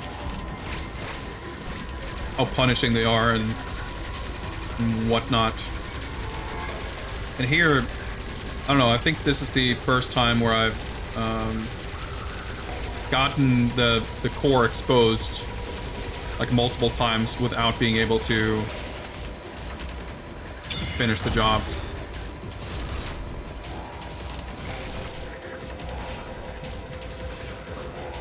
Actually, I guess it's better if it's, well...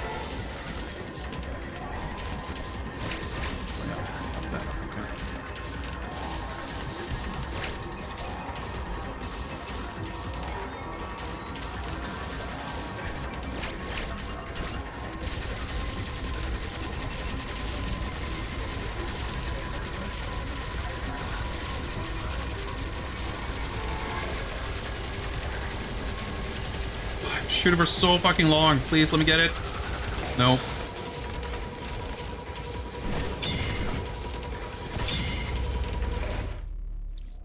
Well, it's almost easier to do this from the beginning anyway, because at least it's kind of... Well, it's movement is consistent enough. But the routing, like, I don't have to improvise so much as about where to go. But yeah, I mean, I think this is the first example of me, like, feeling like I know where to go and what to do, and still it's taking multiple attempts.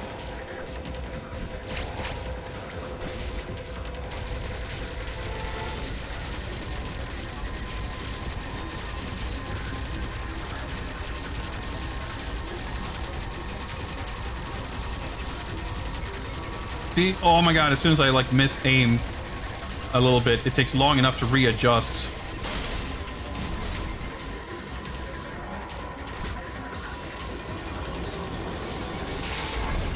Got it. But once I was able to figure something out, like, it was pretty... I didn't really have issues with having a theory and being unable to apply that theory, and then having like this ambiguity as to whether my strategy was correct or not. I figured once I figured that I tried this first, and that was kind of borderline, but I felt that it wasn't probably working. When I figured out I can get him when he's on the ceiling, that seemed pretty clear that that was the go-to choice. And after I tried to use the same, like, one, I realized pretty immediately that once the core was exposed, the enemy moves in a different way. I wasn't going to be able to use the ceiling again. And it was lucky that I had tried this before, because it kind of gave me the idea that, all right, so in this case, it won't be able to move quickly because it still has to crawl around under this stuff. So that should give me time to charge up the blaster or whatever. And it worked. So now we have ice missiles. Interestingly, according to our overview here, we don't have the super missile anymore. I mean, I assume we can still open green doors, but they don't, like, as far as what the ability is described here, it doesn't stack.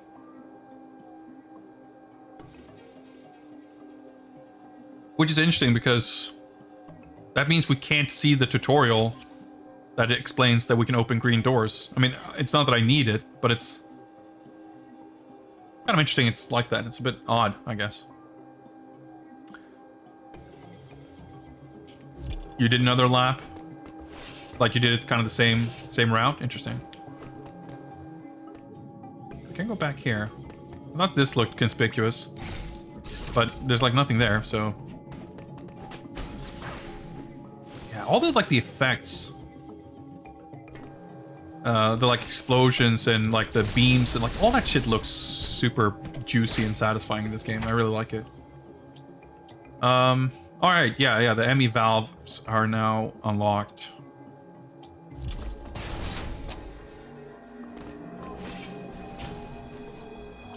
So we can go here, which I guess, oh yeah, there was the valve. We couldn't go here. Right, we just have this on the map because we saw it from below. Ice missiles seems plausible that it could destroy these things. Enki. We have the name for them now. They're not question marks. That means we have the ability to destroy them. Spoiler alert.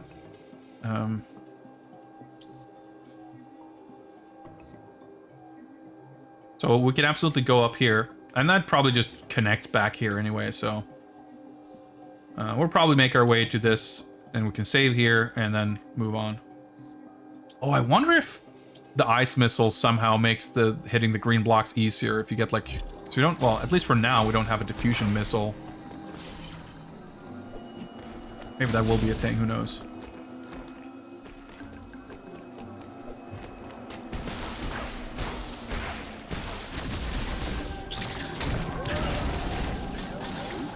Yeah.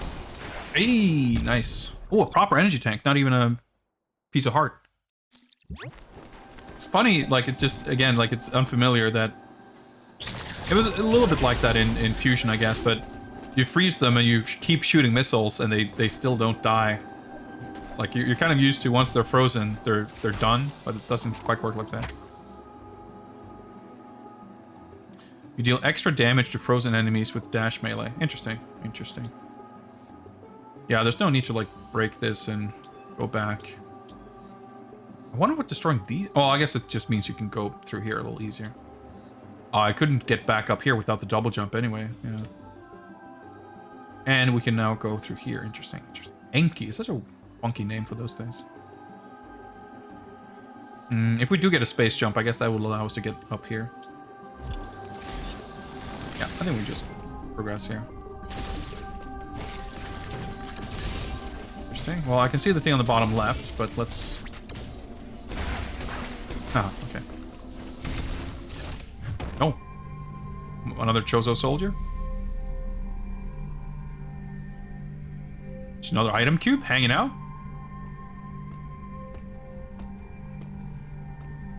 It's weird, like we get so many different, like, we've gotten item cubes, we've gotten item spheres, we have Chozo statues, which I don't remember if that's a separate thing again. And, like, I don't know, it's just so many different varieties of things that would just give us new stuff. Pulse radar. Huh. See, this is interesting. This is like, it's cool to see stuff like the grapple beam and the X-ray scope.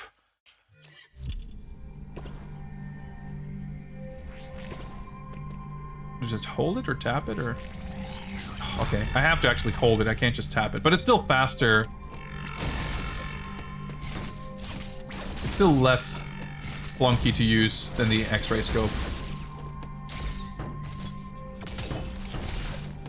So yeah, like they some of those things that were very clunky and weird haven't really been seen.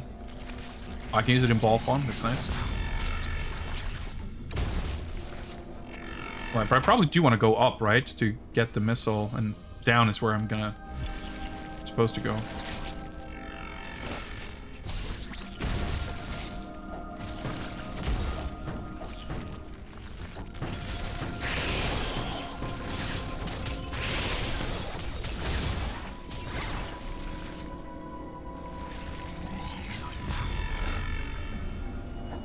I feel like it could have, like... It didn't necessarily need to be, like, you charge it and whatever, so... I was gonna say, why is that a block? Like, aha, there's more stuff here. But... Can't open it from this direction.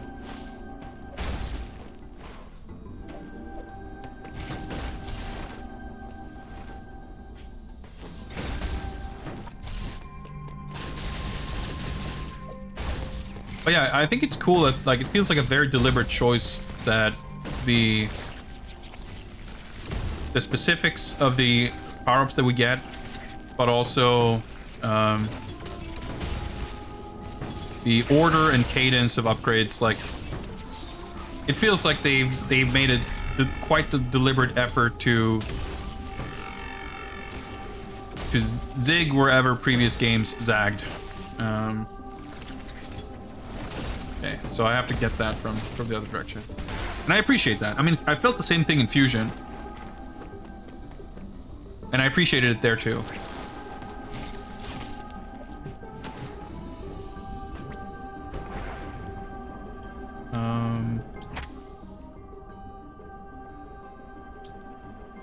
Yeah, the item sphere are the ones you get from the statues. That makes sense. Because I was thinking when I said it out loud, like, wait, hang on.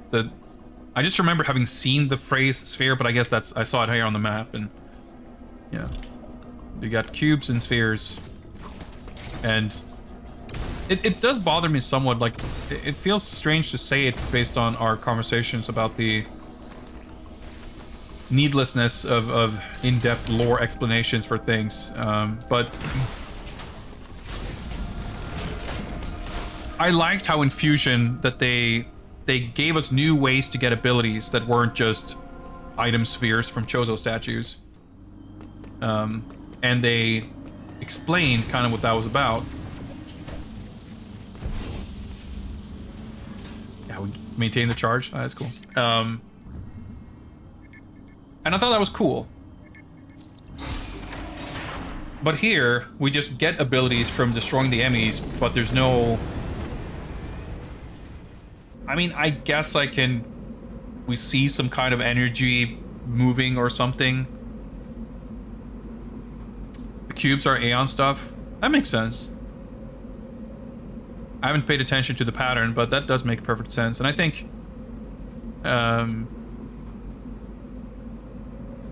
it wasn't so clearly codified, I guess, in the beginning.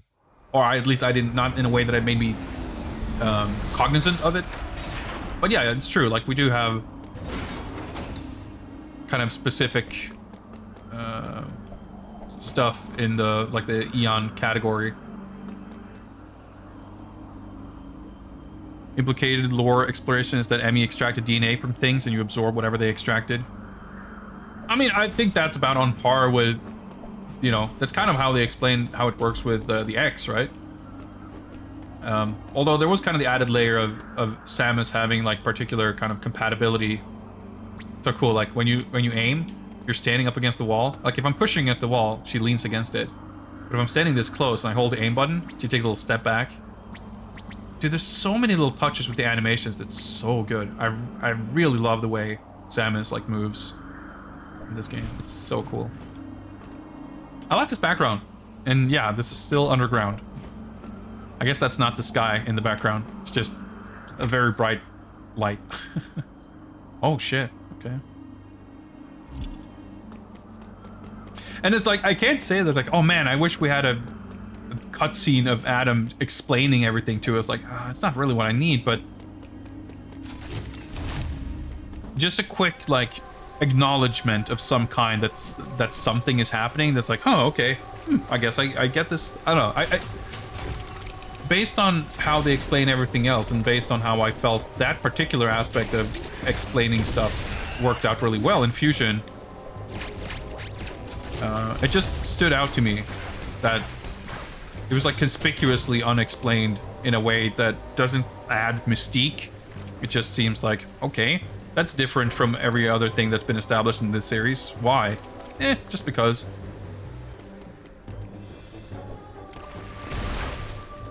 Hard to believe this is by the same people who made Mirror of Fate. It's a lot better. I mean, I still have some qualms with it here and there, but I mean, overall it's a good game, and I'm definitely enjoying it more as we go. Interesting. Am I supposed to...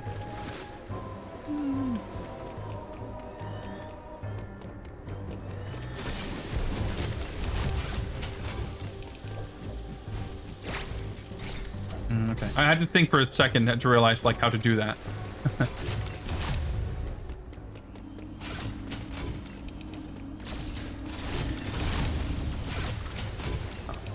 I could have... Okay.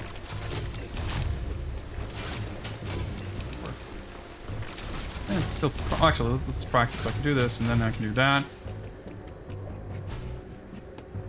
Although I can even... If as soon as I land... Okay. Yeah, let's try that again. Oh, maybe I don't. Yeah, I can.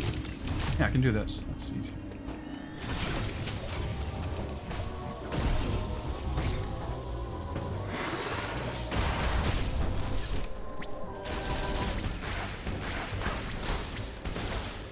Is he something up? Well, okay. I can just do this, I guess.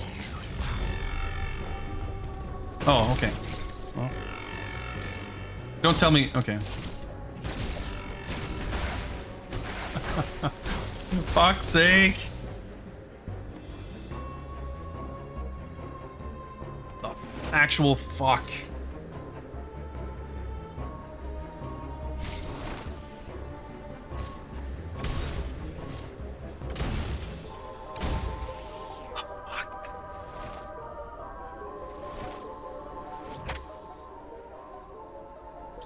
How the fuck can I?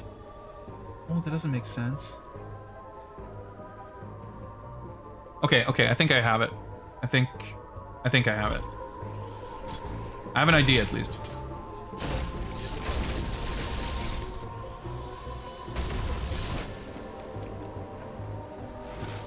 Yeah, I have an idea.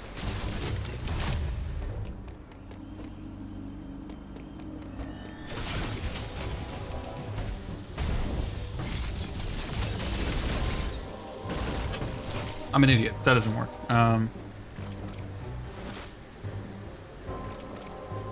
Never mind. I don't have an idea. I figured I could, like... I guess I just forgot about these things. Can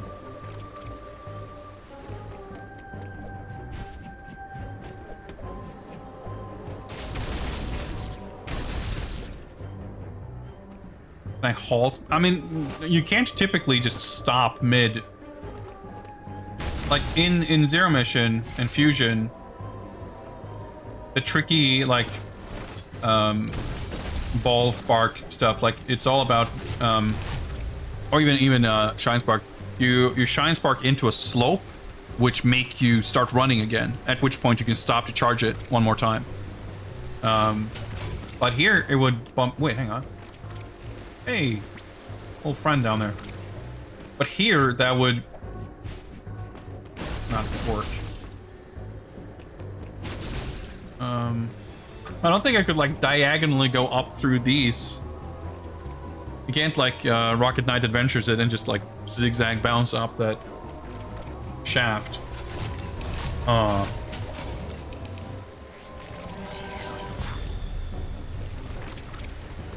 guess we'll leave that for now.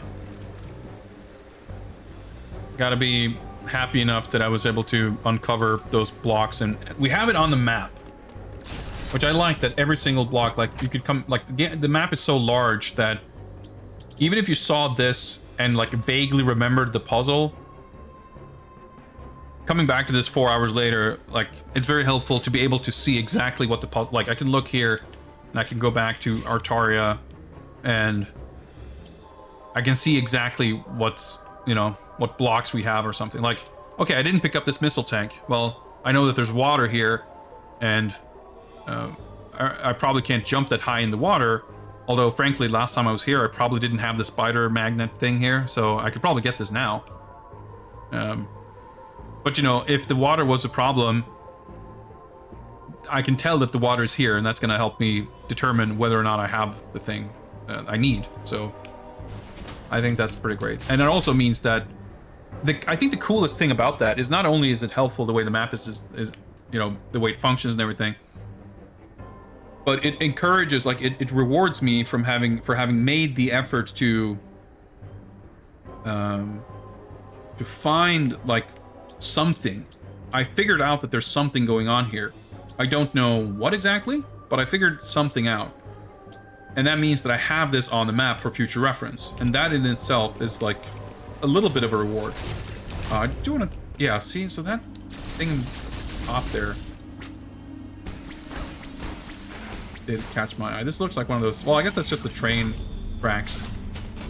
Like, is that a... Whoa, the frame drops. Well, not that big a deal in an area with, like, no gameplay, but still.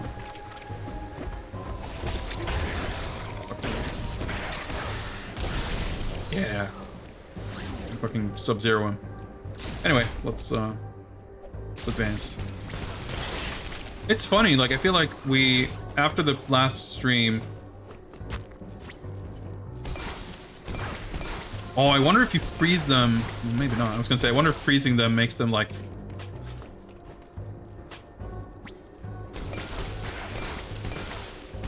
See, like, even just the timing...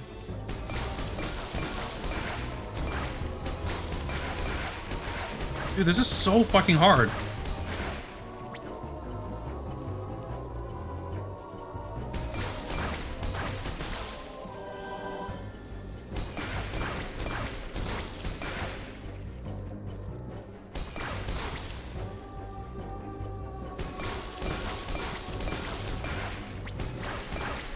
Are you shitting me? Like, I feel like there's gotta be...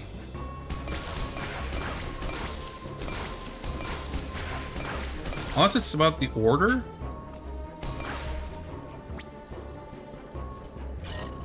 I'm out of missiles, okay. Because, yeah, the plasma doesn't work.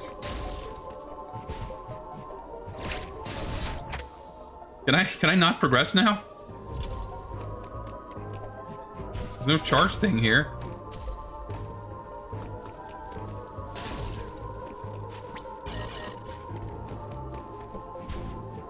That seems like very strangely bad design. I mean, I guess I can farm missiles on this guy, but... The X give me missiles? No, it does not. You want a hint? Sure. Bar bombs. I feel like I'm missing something because it doesn't seem like it should be this difficult. You're not equipped to deal with them yet. Okay, good. That's all I needed to hear. See, that's the thing, though. We couldn't interact with them previously, and now we can. I guess they still say question mark, but it's unusual for the game to create that kind of ambiguity by giving us the impression that we can make it happen. Because it feels like it could conceivably be a matter of me being 0.2 seconds too slow. I did say the entire time, like, it doesn't seem right. It seems like something is missing, but... I feel like they... I don't know. It could be more overt. Because you have stuff like the Emmys, where you're kind of... You know, your margins are very tiny.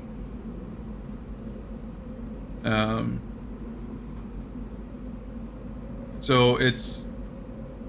I don't know. The fact that I can't refill my missiles to easily keep trying, I guess I should also take as a sign that I'm not really meant to. I kind of forgot, I guess, that, like, it felt like, oh, I just got here, so I should go here. It didn't really occur to me to think about what else I could possibly explore here. So obviously we have the freeze missiles.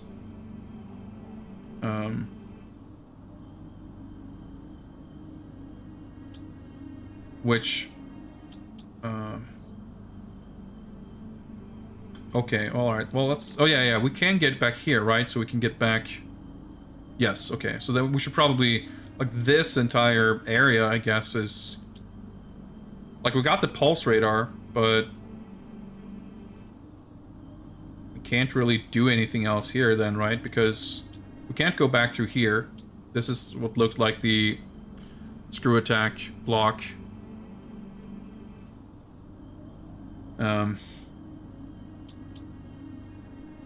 And we can't go up through here. Well, this is the same old, same old. Destroy this.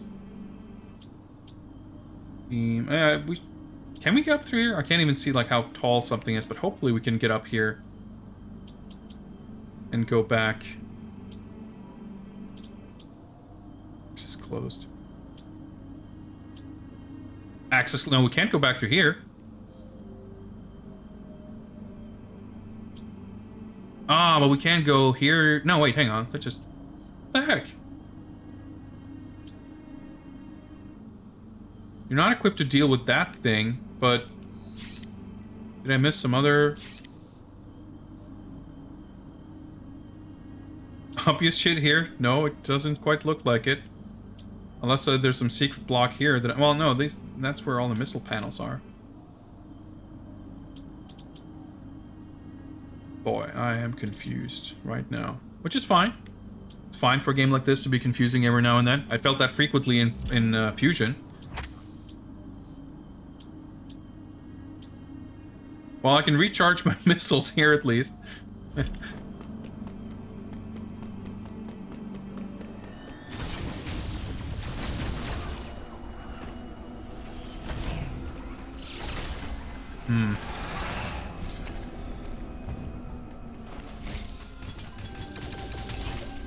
Right, because like this is kind of the first place we went almost once we got we destroyed those things, which let us pull that block down and let us go to that area.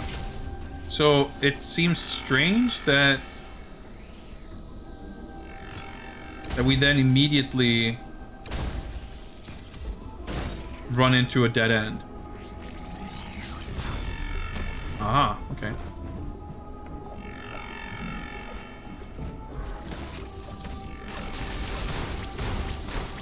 Fuck, never mind.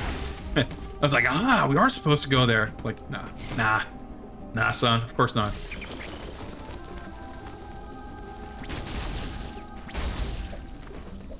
I think I determined that we can't go back here. It's like faster and feels more liable to look at it than to just go to the map. I think this is maybe what it was.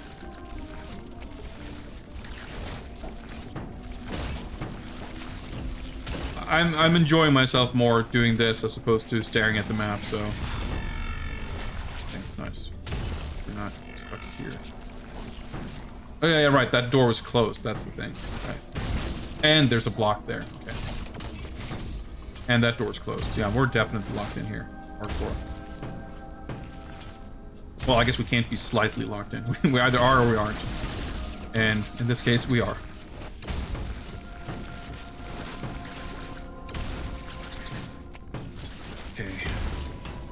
Whoa, actually hurt. I like the sounds of Samus like bonking into the morph ball. Samus bonking into walls and floors. There was something on the bottom right of... Oh, that just led us to the item room, right? Yeah, that's where we got the... Oh, wait, can we... Can't actually go up there, can I? Hang on.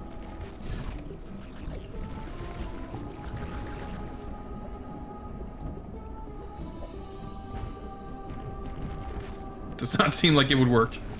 Such an interesting quirk that you can use the double jump freely underwater, but you just simply cannot get more height than from your standard jump.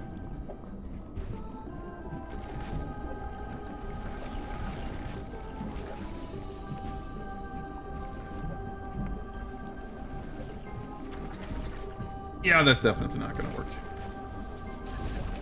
So this just leads me down to the statue room. And there's apparently nothing here.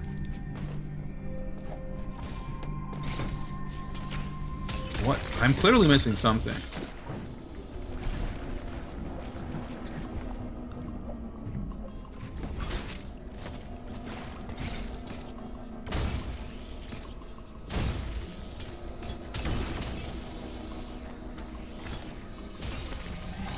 Given that there's a thing, yeah, like it doesn't seem like you would be able to get to there from here.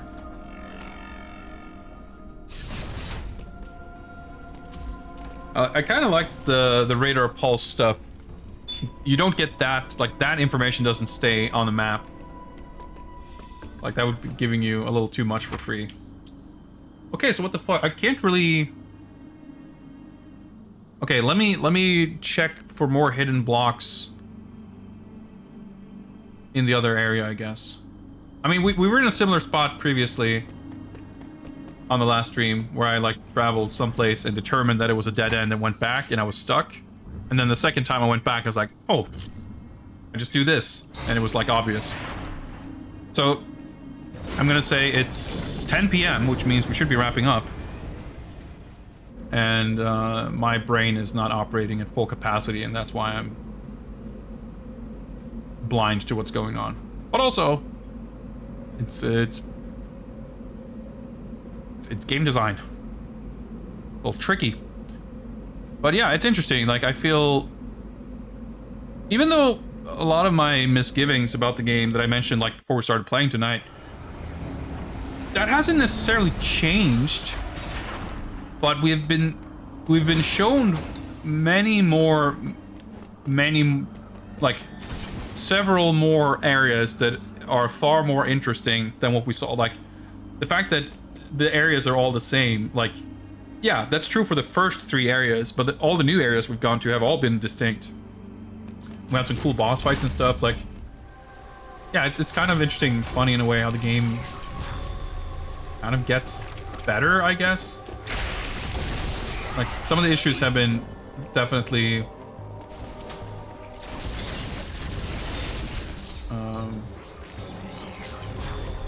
less of an issue. See, I fucking knew it. There had to be something super obvious. It's just like, when you're stuck in a place like that for a while, your mind tends to assume that you've already kind of checked every option when you clearly haven't. Ugh, the gunk. Well, like I said, you know, it's... Fusion operates on a lot of similar ways, where you kind of have to stay around and think. And I think it's to the game's credit. Uploading data. It doesn't let me backtrack. It doesn't let me go far away. The Mockin conducted ceremonies and rituals here. It Alright, was it's likely a temple. in the chaos following the X's arrival. That would match what Yeah. turned it into an hive. I have also recalled Usually that powerful the enemy X. in this area could see through terrain and stun targets with my sensors indicate this enemy has been reactivated. We can It actually gave me information on the enemy that we didn't already know. That's fascinating. And you should have nothing to fear. Oh boy. Be careful, Sam. I mean, ultimately, we'll see how I feel about the game in the end, but I would much rather it escalate in quality than the other way around. But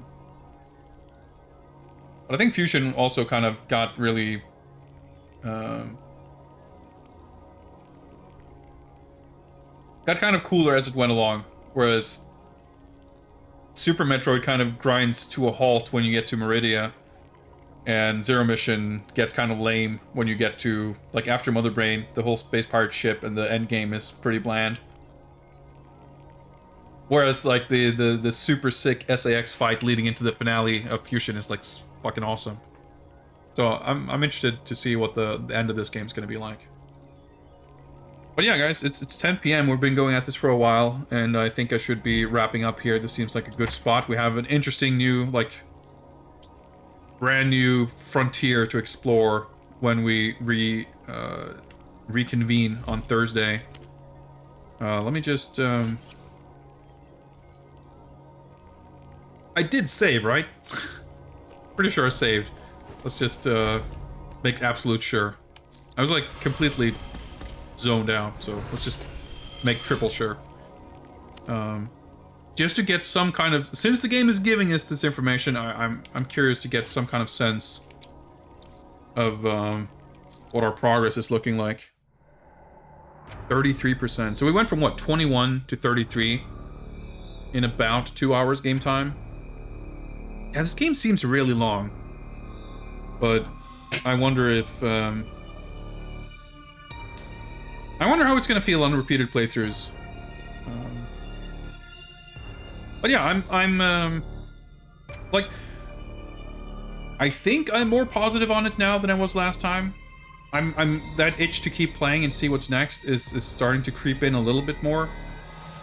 But on the flip side, I think that some of the X encounters might be a little more frustrating than anything we faced in the first few hours, and the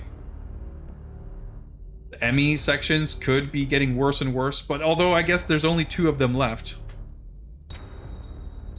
I still think it's decent though. But we'll see what the next one is like. We'll see if they keep actually escalating or if they're on par with the most recent one.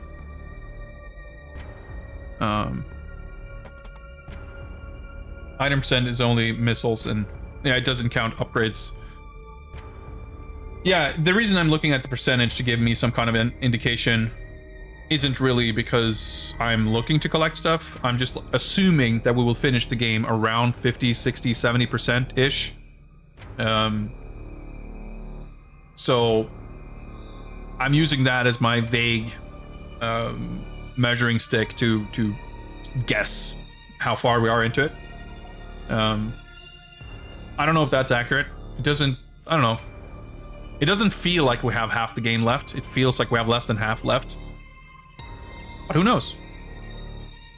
Anyway, I've been enjoying this, and I'm looking forward to continuing this on Thursday. I don't think we'll finish this on Thursday. I guess probably we will continue this on Saturday and maybe finish it then. We'll see. We'll see. We'll take this one stream at a time. But I've been enjoying this. I'm looking forward to playing more, and I hopefully will see you guys then on Thursday for the next installment of Metroid Dread. So yeah, thanks for hanging out. Thanks for tuning in. Take care, everybody. Let me figure out who is streaming, and we'll send you guys their way. And have a nice rest of your Monday evening, and see you guys on Thursday.